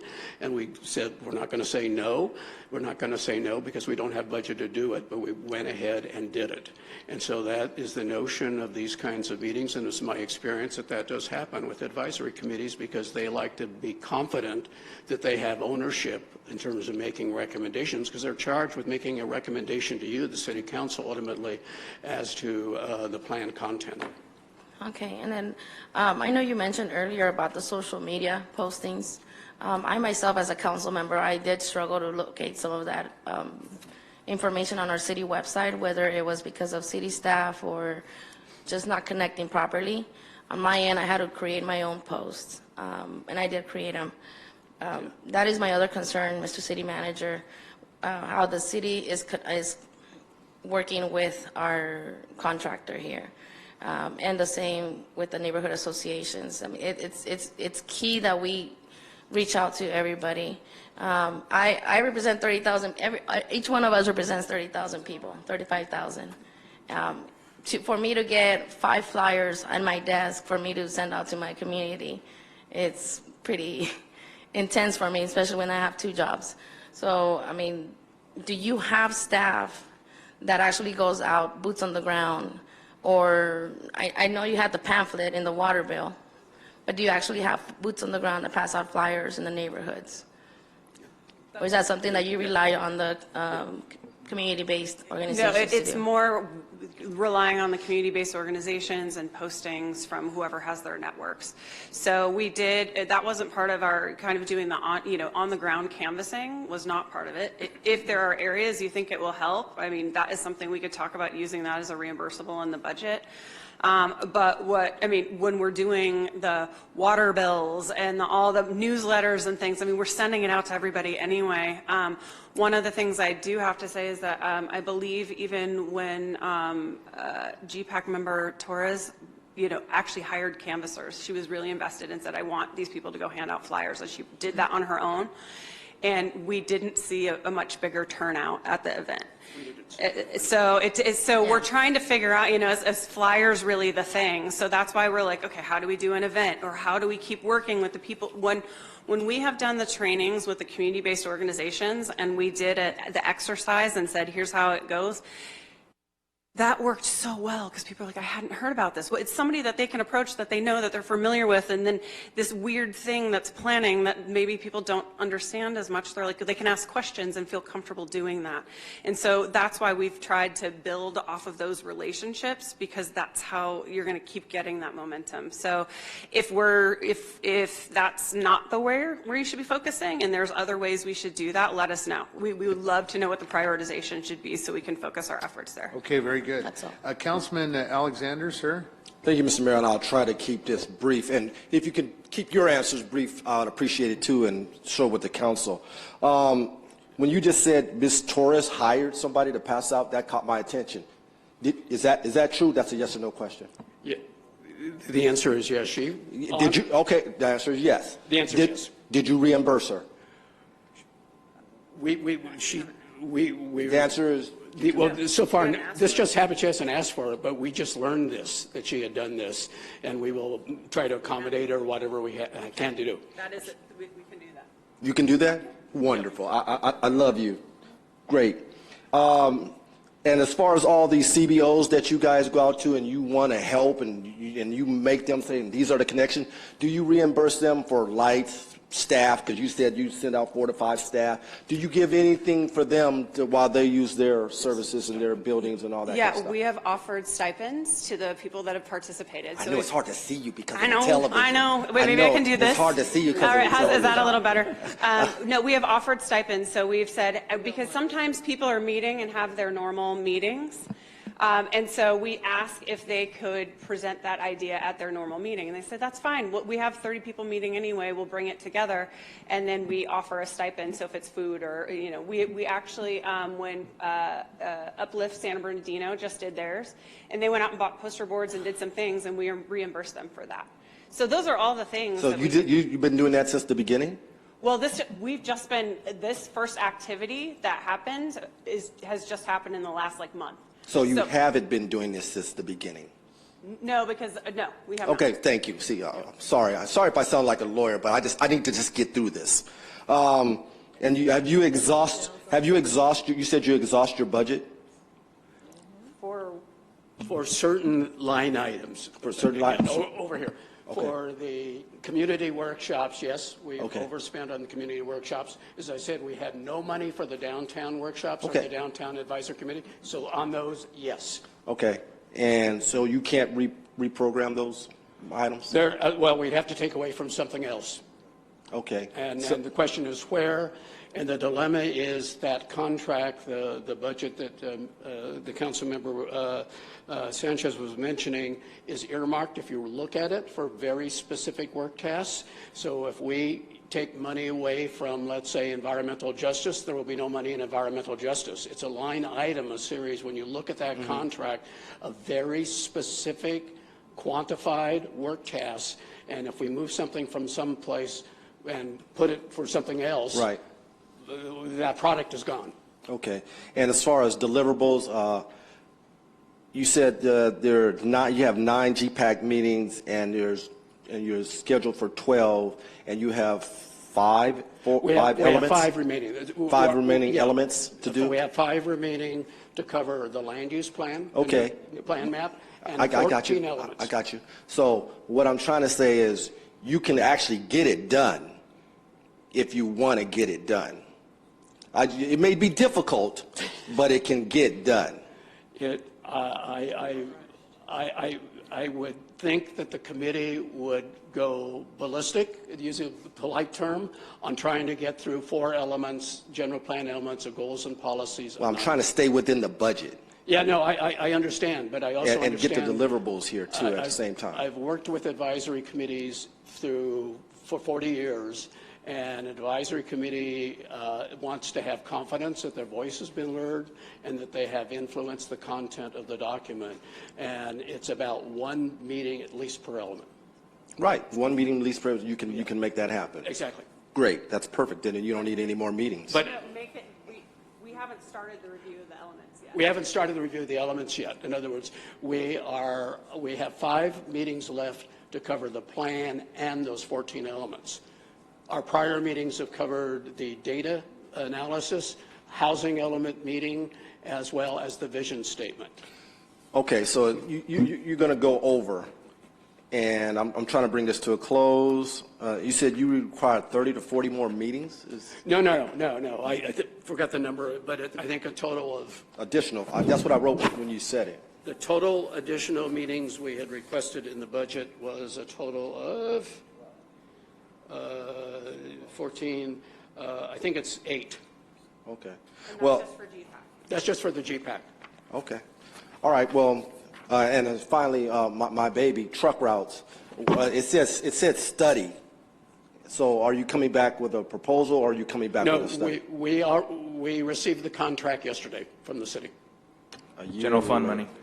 Wherever, I don't know how it was funded, but we received the contract yesterday. When will it be done? Because this was brought up last year, February, March. I understand, and we had submitted a proposal, and it, however it got here to us at this stage, we have it now, and we're going to expedite it. We're working with our team to try to do it in 3 to 4 months, worst case, get it done. So They know it's a priority. So when's the deliverable date for that? I need to work with them to do that. Again, we just got the contract. Right. So I need to, touch base with them. Councilmember, the All right. roadmap suggested September. Is that the Yeah, roadmap? we're aiming Okay. towards September. Okay. fall well, of 22. Well, thank you very much for your time and your energy, and I appreciate your work. Thank you very much. And did someone second Yes. Councilman Sanchez's? Yes, I did. I We're on a seconded final it. comment by Councilman Charette, And sir. I'll Go make ahead. the final comment that I seconded, because I don't want to take any more money out of the general fund for something that, it seems to me that there's a lot of this maybe, I mean, it sounds like there's stuff coming from up above that's making us do some of this, but it also sounds to me like we didn't really plan properly. And I'm a little concerned that the meetings I've been to, there's been 4 staff members, and myself and my committee member and his alternate. That makes 7 people, and the participation at the meeting was maybe 3 citizens or 4, and very disappointing, and I don't know why, but my point is, I think my point is, are we trying to force feed these people to come out and participate? Obviously, we'd like engagement and participation, but they're choosing not to. And I would say you move on, and you cut your losses. And if you're not getting participation, then we go ahead and make the decisions based on us being elected to do it, and commission members that we've appointed. And I guess when I made my appointments for my commissioner and the alternate, I guess I didn't talk about, are you willing to do this, whatever it takes? And now you're saying that they're controlling the situation where they're saying, we're just not ready. We want to talk longer. We want to talk, we want to think about this, and we're going to come back in 2 weeks.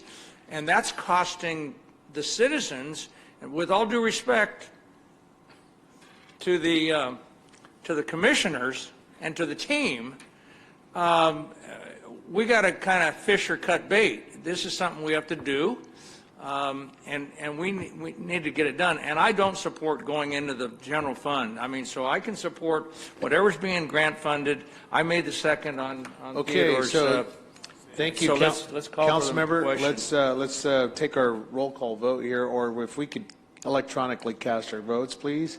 Members cast a vote. There is a motion and a second. Sanchez and a Charette. Do you want to repeat it, Ms. City Clerk? Yes, the motion was to reject staff's recommendation, and Councilmember Sanchez's motion to only add an additional $500,000 to the PlaceWorks contract for the housing component. Is that correct? Just to remind everyone that the $500,000 is a specific task grant. So, I mean, we either give it to them so they put in the housing component, the affordable housing component, or it doesn't get used at all. It has that one purpose alone. But the general fund, just for in the amount of $300,000 for meetings, I would reject. Mr. City Manager, can you assure the City Council that the truck routes is a funded line item as part of all this? It's a separate contract. It is a separate contract. It's totally separate from what we're discussing right now. That is correct. You shouldn't have had that up there. I'm And sorry. it's general fund as well. That can't be general fund. It is general fund. No, It is general fund. Truck Route said it was done with a grant. We've already run someone out of told our me it was grant done money. with a grant. It was not included as part of the grant. A separate grant just for truck routes. That wasn't done? No. Okay, Okay. thank you. Members, we have discussed this for about an hour now. Let's go ahead and cast our votes. There's a motion and a second. Members, please cast your votes.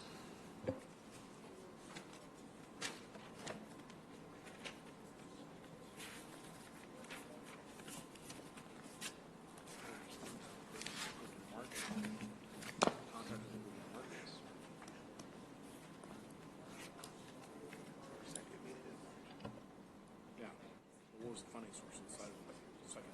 It was just to make a budget adjustment. Okay. What was the funding source? Staff report. The amended motion for item 8 passes unanimously. Thank you very much. Okay, at this time, we're going to take a 5-minute bio break. How's that, folks? 5 minutes. We'll return for item number 9. This is public hearings. 5-minute recess, please.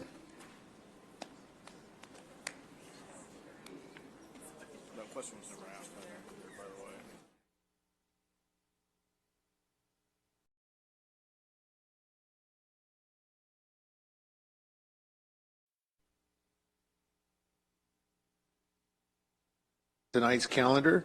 This is item number 9, an ordinance amending the various sections of Chapter 8.60 and adding Section 8.60.170 to Chapter 8.60 of the San Bernardino Municipal Code relating to fireworks. The recommendation is there before you. We do have one public speaker. I'll ask the city clerk, please, to read into the record the title of ordinance. Please. It's the titles and the recommendation. So I'm opening the public hearing at approximately 9:41 p.m. Could I please get a staff report on this item? Yes, and good evening, Mayor and City Council. My name is Carlin McCluskey, and I'm a management analyst in the City Manager's Office. The ordinance before you contains proposed amendments to various sections within the fireworks chapter of the Municipal Code. The 3 types of proposed changes include, first, adding language about the use, possession, and storage of fireworks throughout the fireworks chapter. The added language will make it more clear to residents and visitors that the use, storage, possession, and sale of fireworks is only allowed from noon July 1st to midnight July 4th. After that time frame, even fireworks classified as safe and sane are illegal. The second type of change is to add additional requirements to obtain a license to sell fireworks. The changes include requiring nonprofits to show proof of their current designation status and requiring that supervisors or managers at the stand also be listed on the license to sell fireworks. Up-to-date authentication of applications ensures that only nonprofits with a current nonprofit designation status will receive a license to sell fireworks. Additionally, requiring the supervisors or managers to be both listed on the license and to be present at temporary fireworks stands during operating hours will ensure greater compliance with the requirements to operate a temporary fireworks stand as outlined in the municipal code and make it easier for law enforcement to hold the appropriate person accountable. The last proposed change is to add a new section that specifically addresses fireworks storage in residential areas in the city. The addition of the residential storage of fireworks section would make it unlawful for any person or persons to store any fireworks inside a residence, garage, or structure on residential property in the city. Adding this section will bring the city's municipal code in line with the California Health and Safety Code. That concludes my report, so I'll open it up to discussion and questions. Thank you, Ms. McCluskey. The question I have for you, is the emphasis on the nonprofit that the individual or the organization be classified within the residency of the city of San Bernardino? Meaning that they have to be a nonprofit that has their business within the city? Correct. Yeah, that is the current requirement of the municipal code to get a license to sell fireworks. So more specifically, and to clarify, then that this does not propose any amendments to that. It simply allows for additional restrictions or requirements of the operators to be listed. Yes. And so that the individual organization and the nonprofit still has to have their business license and be within our city limits. Yes, exactly. So Okay. currently the organization applies for the license and then there's a point of contact listed. But what we're trying to recommend is that they also provide who's going to be managing or supervising the stands themselves. I want to ensure that the nonprofits of our city, that's the emphasis that I'm looking for, is that the nonprofits within our city be granted the opportunity to be served first on this in this operation. Who assists you? Is that the city clerk's office? On who vets all of the applications? Is that your department? Business registration that falls under finance. Finance. Okay.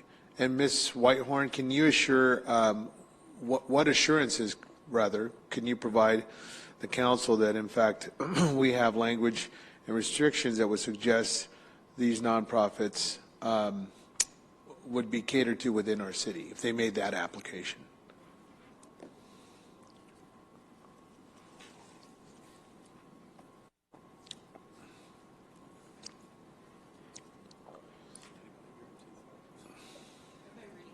No problem.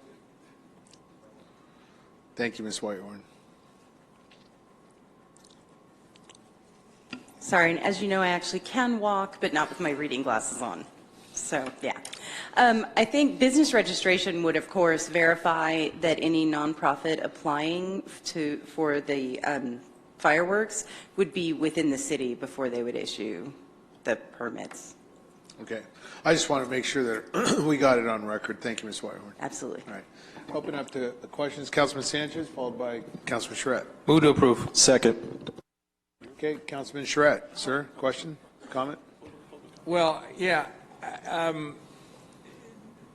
the word safe and sane is not used too much throughout here, and I think it's important that when we're talking about that we designate that there's definitely a distinction between safe and sane and illegal. And we're asking these nonprofits to require supervisor, or supervisors to designate people. So in other words, let's say they're going to be selling these for 4 days. I don't know how many hours the shifts, but there could be 10 supervisors. Is that going to be allowable, that they could designate 10 people that are going to be responsible on site? So I've talked with the business registration staff. You've talked with who? The business registration staff, and they said that there is the ability to add an attachment with the people who would be supervising or managing the stand. Okay, so we're going to require that they give us a name of somebody that's responsible while that booth is open. Yes. Okay, and that would be fine. Now, the other thing that I'm a little concerned is that we're referring to these explosions that took place in Los Angeles and Ontario. And if I'm not mistaken, those were illegal fireworks. Correct, yeah, they were dangerous. And I just don't want to conflate the safe and sane. You know, we've been through this for years.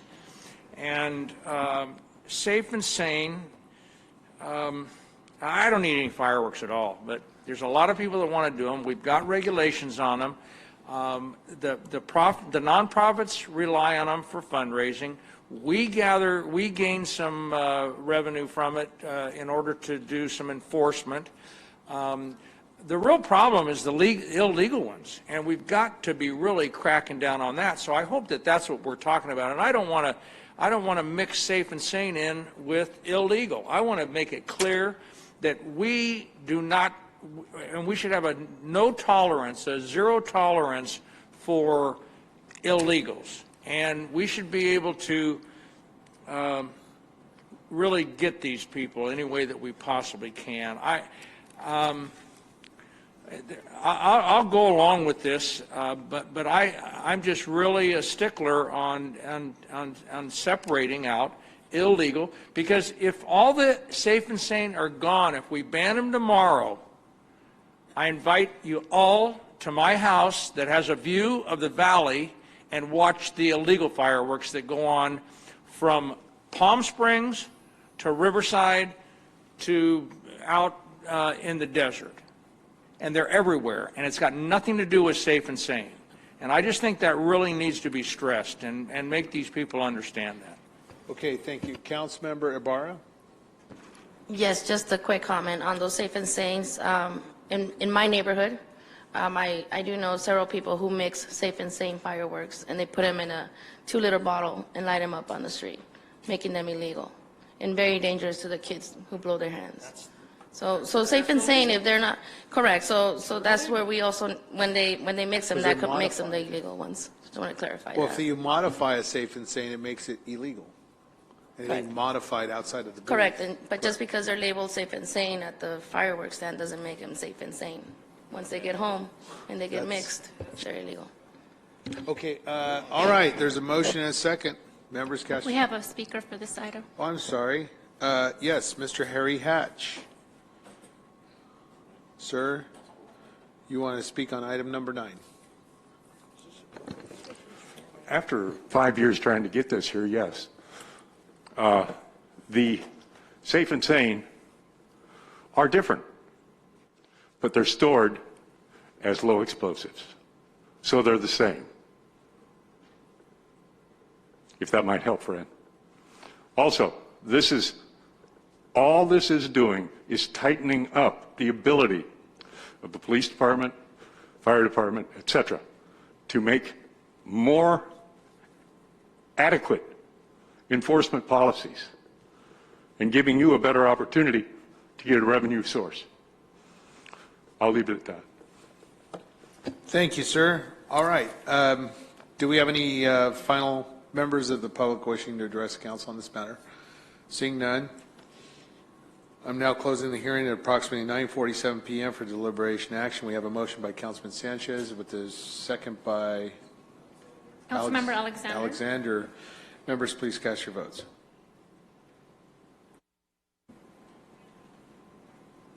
Motion passes unanimously. Okay, very good. Number 10, this is an ordinance adopting Police Department Policy 705 in accordance with the new Assembly Bill 481.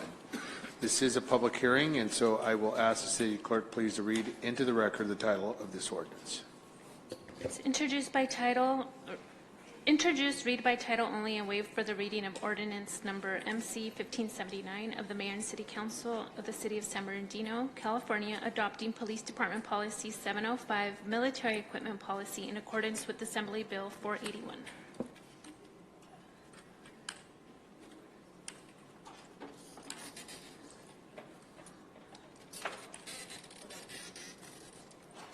Sorry.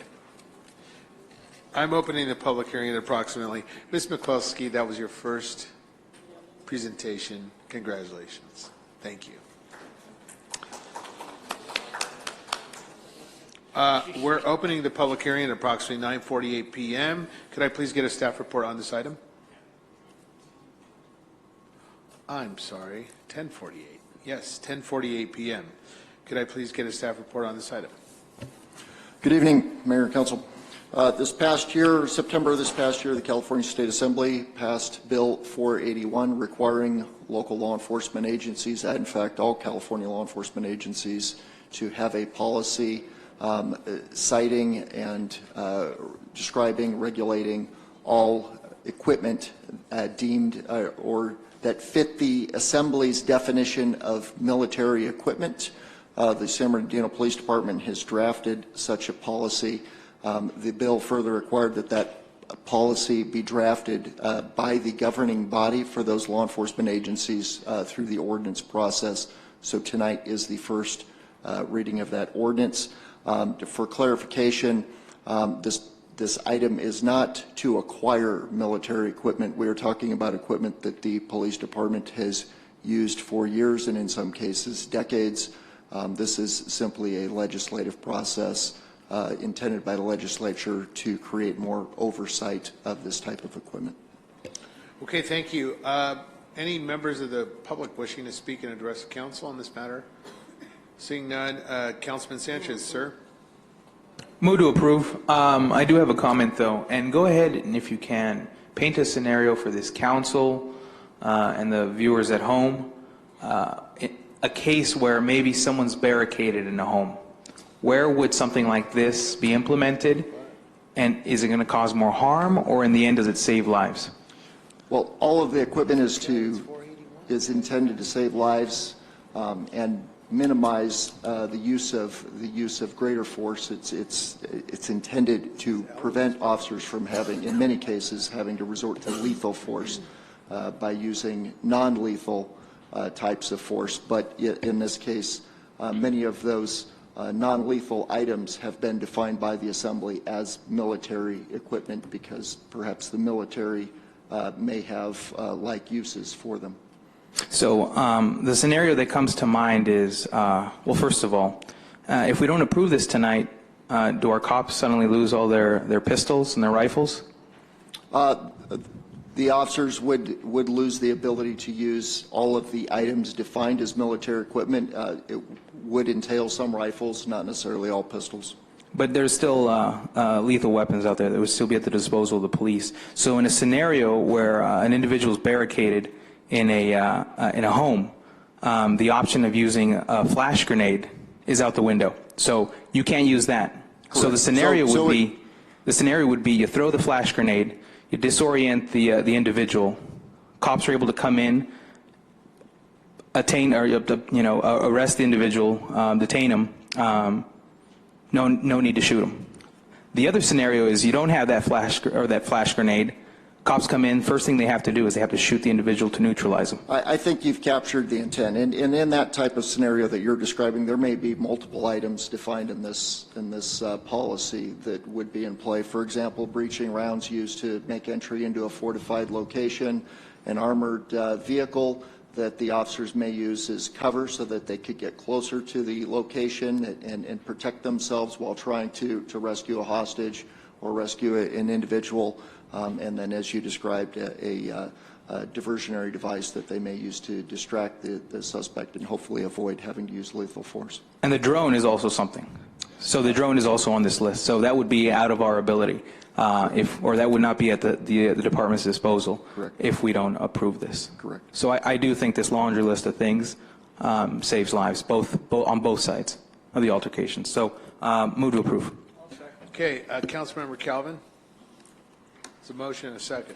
Thank you. I just have a quick question, so I just want to be real clear. AB 481 is for the approval for you to be able to use what you already have. You are not purchasing any new military equipment. Correct. This item is not to acquire new military equipment. And when did AB 481 pass? Do you know? September of last year. September of last year. And we're just now getting this, why?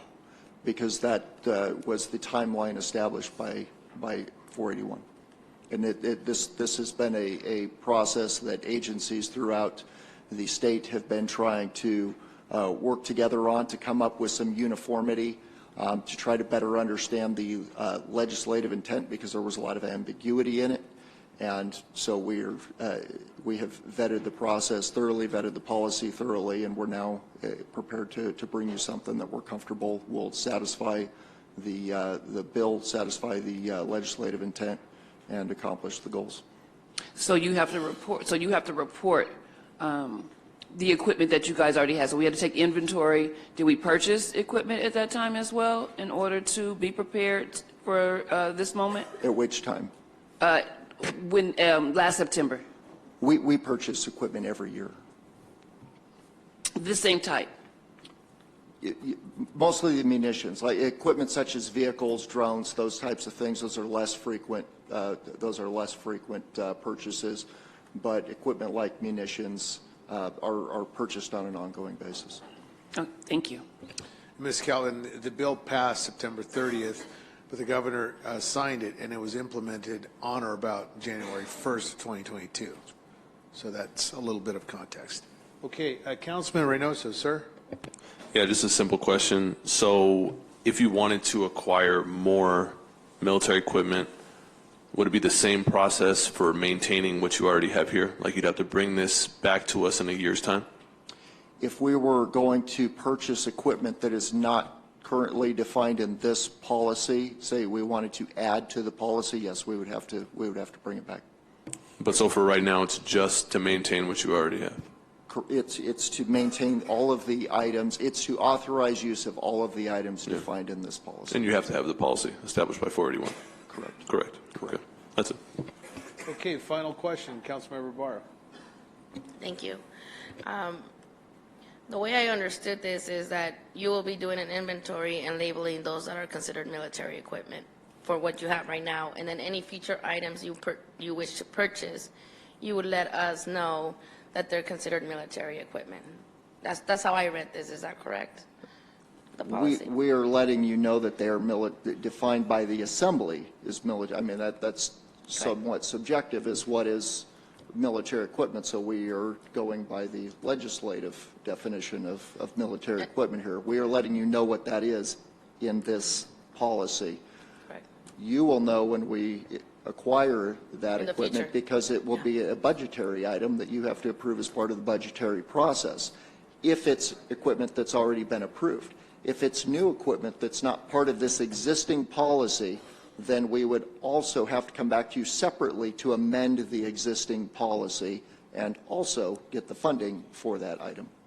Okay, yeah, and I just want to let the audience know who's watching that this is just, like they say, just to safeguard our public safety and welfare and civil rights. It's just for our knowledge and the public's knowledge, knowing that we are purchasing or we have this equipment. That's simply how I'm seeing it. So yes, sure. I'm okay with that policy. Okay, thank you. There's a motion and a second. Members, please cast your votes. Chief, is this going to be online somewhere? The policy, I believe it's part of the legislative requirement that it has to be published online. Yeah. Okay. The item passes unanimously. Okay, very good. Thank you. Closing the public hearing at approximately 10:57 p.m. There's a motion by Councilman Sanchez with the second by Charette. Thank you. Item number 11, to continue the public hearing on the vacation of portion of I Street between Spruce Street and Olive Street and a portion of J Street and its intersection with 17th Street and 21st Street and reservation of utilities therein until May 18 of 2022. This is a public hearing. I open the public hearing at approximately 10:57 p.m. Could I please get a staff report? Staff would like to continue this item to the next meeting, please. Move to approve. Second. Okay, move to continue to the next meeting. Motion by Sanchez with second by Charette. Members, cast your votes.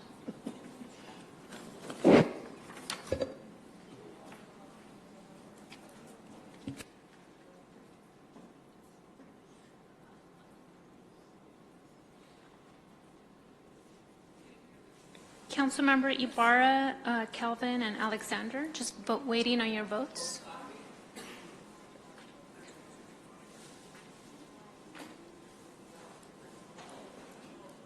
Councilmember Alexander, your vote?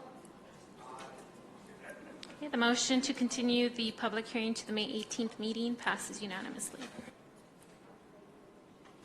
Okay, very good. This is consent item calendar items 12 through 42. Members, please state your polls. Otherwise, I'll entertain a motion for approval. Mayor, if I could, we do have a correction on one of the items. Item 16, page 421, section 4.3. There's the on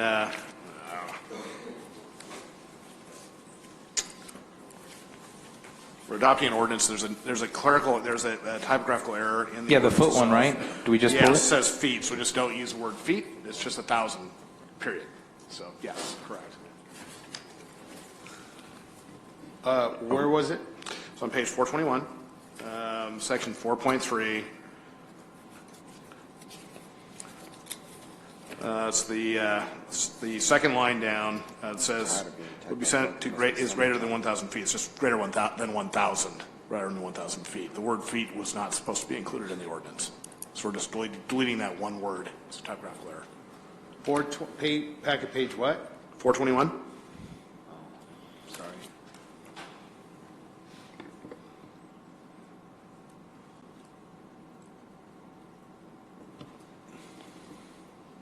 Under what section? Oh, number 2? Number 3. No, number 3. Number 3, second line. Second line. But yeah. Is greater than 1,000. The number of people that would be sent to is should not be 1,000 feet. It should just be 1,000 people. Oh, got it. So strike feet. Correct. Yes. Because it's population of number. Correct. Understood. Okay, members, with that clarification, thank you, sir. Are there any other final polls? If not, I'll entertain a motion. Go ahead, sir. Number Call 21. 21, poll, yes. And these are questions. So 21 and 27, I have questions. Did you ask your question prior to the meeting? Can I ask my question now? You saying? Can I Go ahead, sir. It's item number 21. 21. Is this who answers about the fleet? Is that you, city manager, or is that Public Works? Public Works? Well, and finance. Okay, I read it. You're doing this addition because of fuel prices. I read that, and that's fine.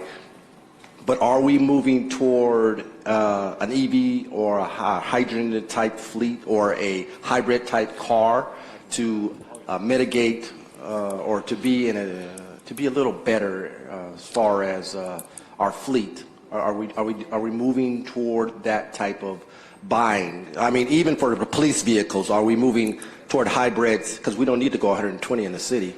So are we moving in that The direction? short answer is yes. Okay, We're studying that now. But Oh, short you're answer is yes. you're studying that? We're studying the alternatives for getting there, but it's not a lengthy study. We're going to be bringing forward a report to the council shortly. I'm working with Director Whitehorn on that, and we will be bringing something back on that. It's a fairly complex question, as you can guess, but yes, we are working towards that. I don't think it's pretty easy, but okay, you say so. And the chief? This is item number 27 on Yes, the sir. camera trailer Question. purchase. Right. Your question, sir? Okay.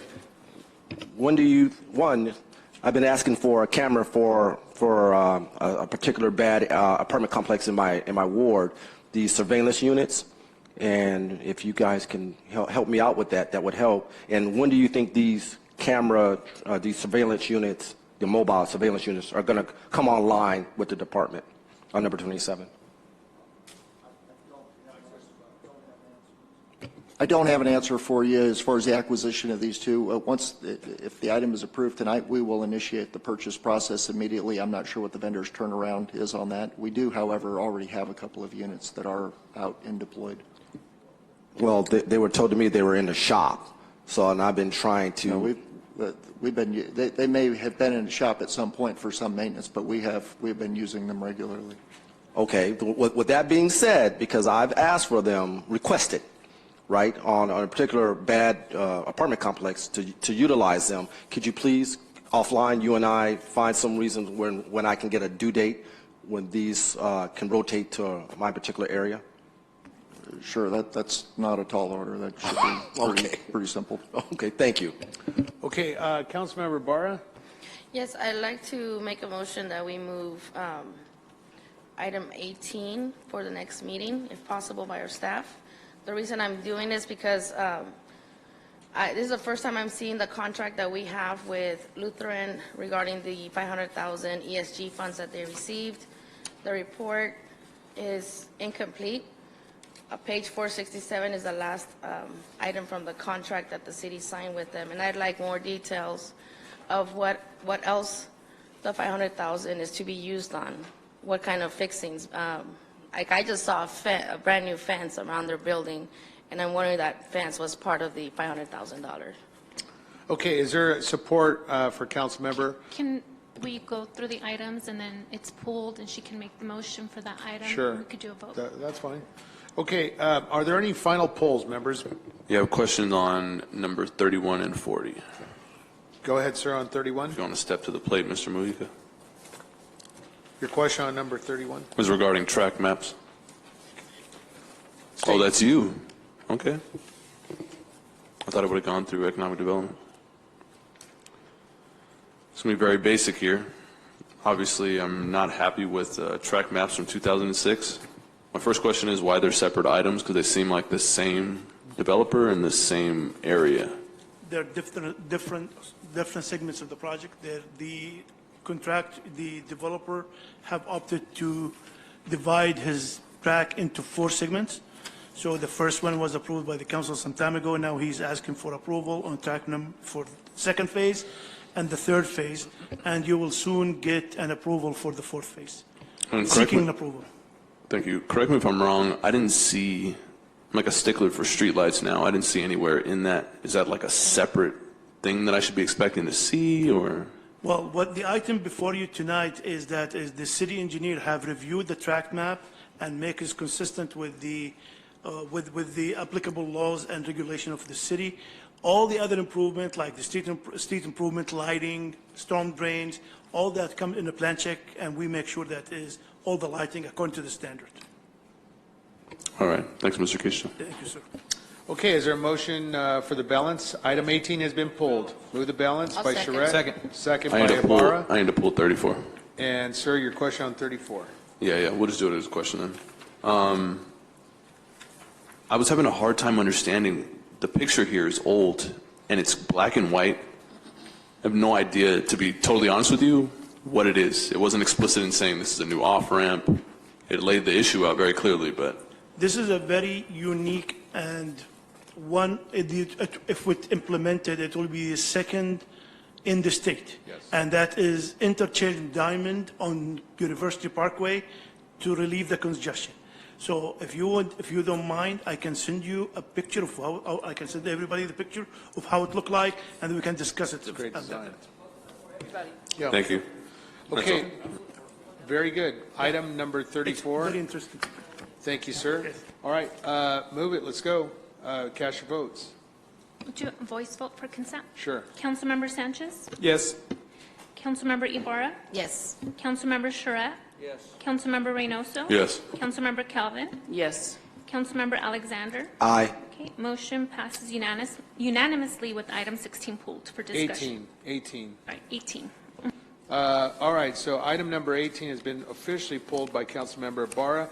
Madam, you had suggested that you'd like this pulled and moved to, do you want it to discussion or consent? You know what, if we can do discussion, that'd be great. I think it's worthy of discussion. But yeah, it's just that I noticed that after, we also need to construct, there was nothing after that on page 467. Okay, so that's your motion Yes. to discussion? Yes, for the next meeting. calendar? Second. There's a second. Members, cast your votes. Yes, ma'am. On that same item? Oh, okay. Okay, all right. Members, cast your votes on item number 18 to move it to discussion for the next city council meeting.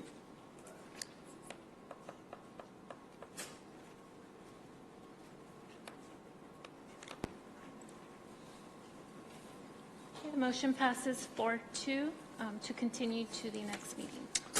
Okay, let's go ahead and move on. Thank you. That completes our consent calendar items. This is our final items before us tonight. These are items number 43 and 44. Item number 43, Sunshine Public Development Meeting Requirement. Councilmember Alexander, sir, you're recognized. Yes, thank you, and I appreciate that, Mr. Mayor. All this is when we do development in the city, it just requires one meeting, public meeting, so that the public knows what kind of development is going in their area. That's all, and that's it. It's really simple. How is this duplicative and how is this already being satisfied? Mr. City Manager? Mr. Mojica? Isn't there a process in place to already satiate the concerns of a curious public meeting? I mean, is this a duplication? I'm sorry, I didn't miss the first part of this. So the question is there a process in place that would satisfy the council members' noticing requirements that, in fact, the development project would be noticed to the appropriate individuals in the first place? Our current process is the 500-foot radius from the property line, and then it's only for property owners. Okay. And so the proposal is to increase it to 1,000 feet. Okay.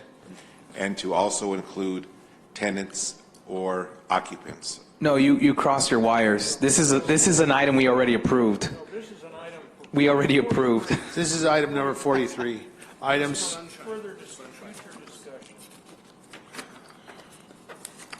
It's called the Sunshine Public Development Meeting. The other one we already approved. So the council member, Alexander, is requesting that there would be a sunshine. Yeah, the city attorney. I may be able to help with this. So in the state of California, there's been a series of what have been called sunshine ordinances. Some of them have to do with more transparency. They might address Public Records Act issues. There is a sunshine ordinance that applies to certain development. And what these proposals do is that they require the developers, prior to even coming before the city and filing a formal application, to do some outreach in your community. And what it does is it's supposed to serve as a way to make the developers take more responsibility for having that input versus filing an application. Everybody gets really angry, and then suddenly the staff is the one that's like defending. So a number of cities throughout the state have it. If that's something you wanted us to look at as a result of this request, we could come back with a staff report. We could explain to you what that looks like. We could explain to you how it duplicates or doesn't duplicate what you already have. But I think that's the request, if I understand it correctly. Yes, ma'am, it is. Okay, that's the request. Is there a motion? A motion to approve. Motion to deny. It is duplicative, and we have meetings we can attend. Second. Well, my comment is, we're going to send a developer out before he even applies, or a builder, and meet with the community and have them determine whether or not the project should go forward. It's, well, I don't want to get into the debate of it because we want to make sure we don't debate those issues. Remember, this item is just, do you want it to come forward or not? But Well, I guess, no, I don't, I'm going to stick with my second on the substitute. Okay, so the substitute motion is motion to deny Sanchez and Charette. Members, cast your vote on that item, please. Vote against it, or vote for it.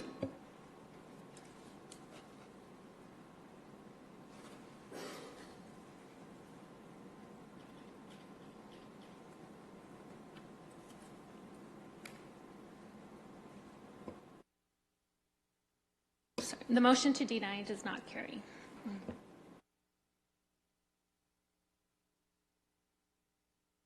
Okay, so the floor motion is by Councilman Alexander to bring this back before. This by me, future meeting. seconded.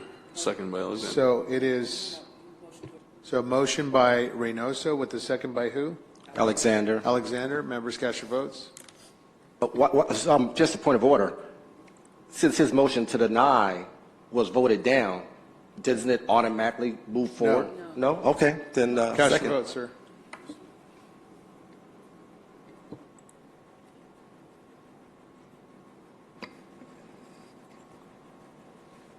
Okay, motion carries. Okay, to be added to a future agenda. Okay, item number 44, consideration of a minimum wage increase within the city. Mr. Reynoso, sir. Very straightforward, exactly as it's listed. We could talk about the dollar amount at a future date. I think we owe it to the city to discuss. Thank you. Well, I'll make the motion to approve then. A motion by Reynoso, a second by I'd like to make a substitute motion. I'm ready to approve a version of this, but not the version that includes anything right now with the municipal code update.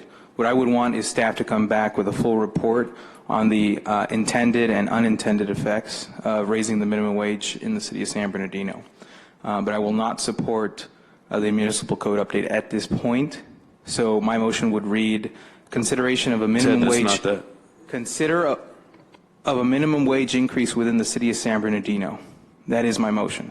That is my substitute motion. They would have to bring it back, and we would discuss the actual dollar amount, and our staff is As diligent long as in bringing that it forward. says municipal code update, they will have to come back with an ordinance, and I'm not ready to Is do that. that true?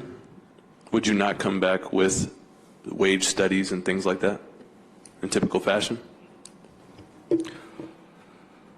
So the first time going through this, I couldn't tell you exactly. But I suspect that we would do as complete a job of evaluating the issue as we could. It could be a multi-step approach as well. I mean, the first thing that happens could be the evaluation and a recommendation, and then you follow that up with the amendment to the municipal code. No, because we've done this before, and if it says update to the municipal code, staff has pretty clear direction. They're going to have to come back with an ordinance that's been drafted, and it'll be presented when this item is presented to the whole council. And I'm not ready at this point. So either you go with my amended, or I vote against it, and if you do the simple math, it's not going to work out. No one's Okay. shouldn't be All right, making members, threats on behalf of the public, I'm sorry, man. excuse What me. is this? Members, I'll if you, second the members, substitute motion. members, you've seconded the substitute motion. All right. Let's cast your votes on the substitute motion by Sanchez with a second by Charette. Cast your votes.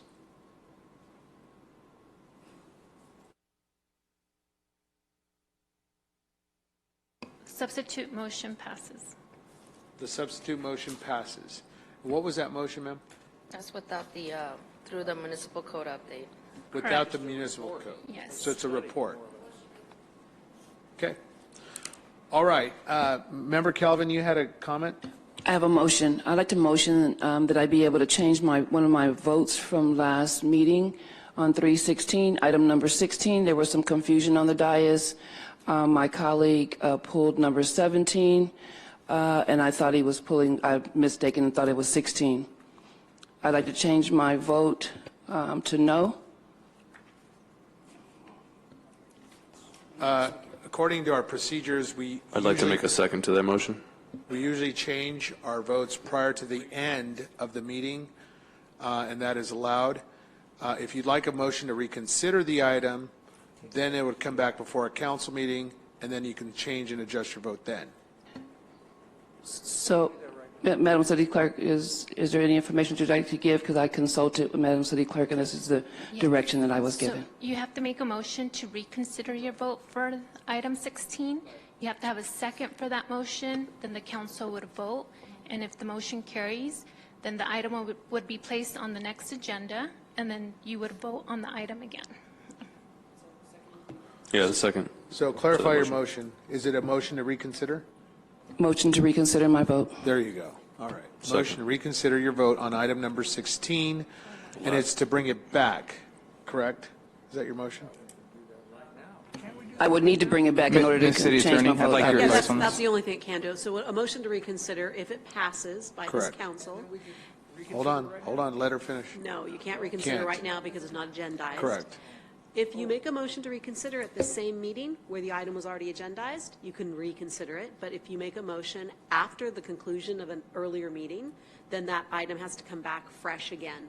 So what you would be voting on, the first and the second, is that staff would place that item number 16 back on the agenda for your next meeting, and you would reconsider it. You'd re-vote on it.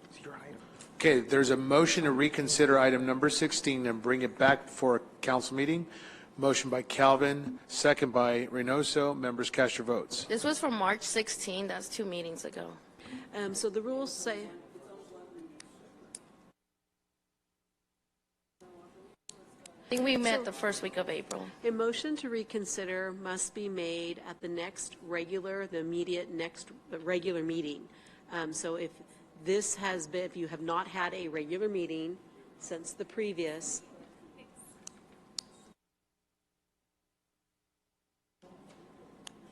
okay. She's good. Yes. I need to Well, know this what was from that the item April- is. So this is from April's meeting. Yeah. Mayor, Oh, I I I would wasn't say here, just go ahead okay. and take the vote, and then I'll work with the city clerk just to make sure that it satisfied all the legal requirements. If it doesn't, then you didn't have the legal authority to bring it back anyway, but I'll work with the city clerk to make Okay, sure. but I wasn't here, so I'm going to have to. I And it's not even agendized. Mayor, I can read the title of the item and the Yes, please, would you? recommendation. Okay, so it's item 16, amendment to Stream, Kim, and Hicks Rage and Alfaro Legal Services Agreement regarding Miller. It's recommended that the mayor and city council of the city of San Bernardino authorize the city manager to execute the first amendment to the legal services agreement with Stream, Hicks, Rage, and Alfaro for representation in the San Bernardino Superior Court case number CIVD-S 2015337 and authorize the Director of Finance to amend the purchase order to the agreement. And this was what date? Well, wait a minute. We had one on April 1st. Sorry, this was April 6th. Yeah. Yes. Okay.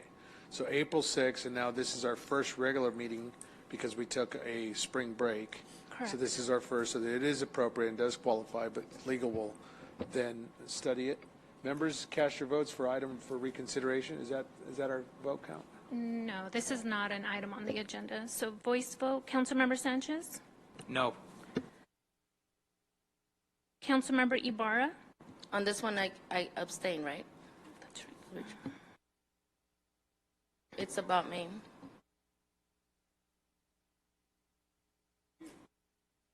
Recuse? You recuse yourself for a conflict of interest, and you state why on the record. Okay. Because she's named as a defendant in this lawsuit, that's why.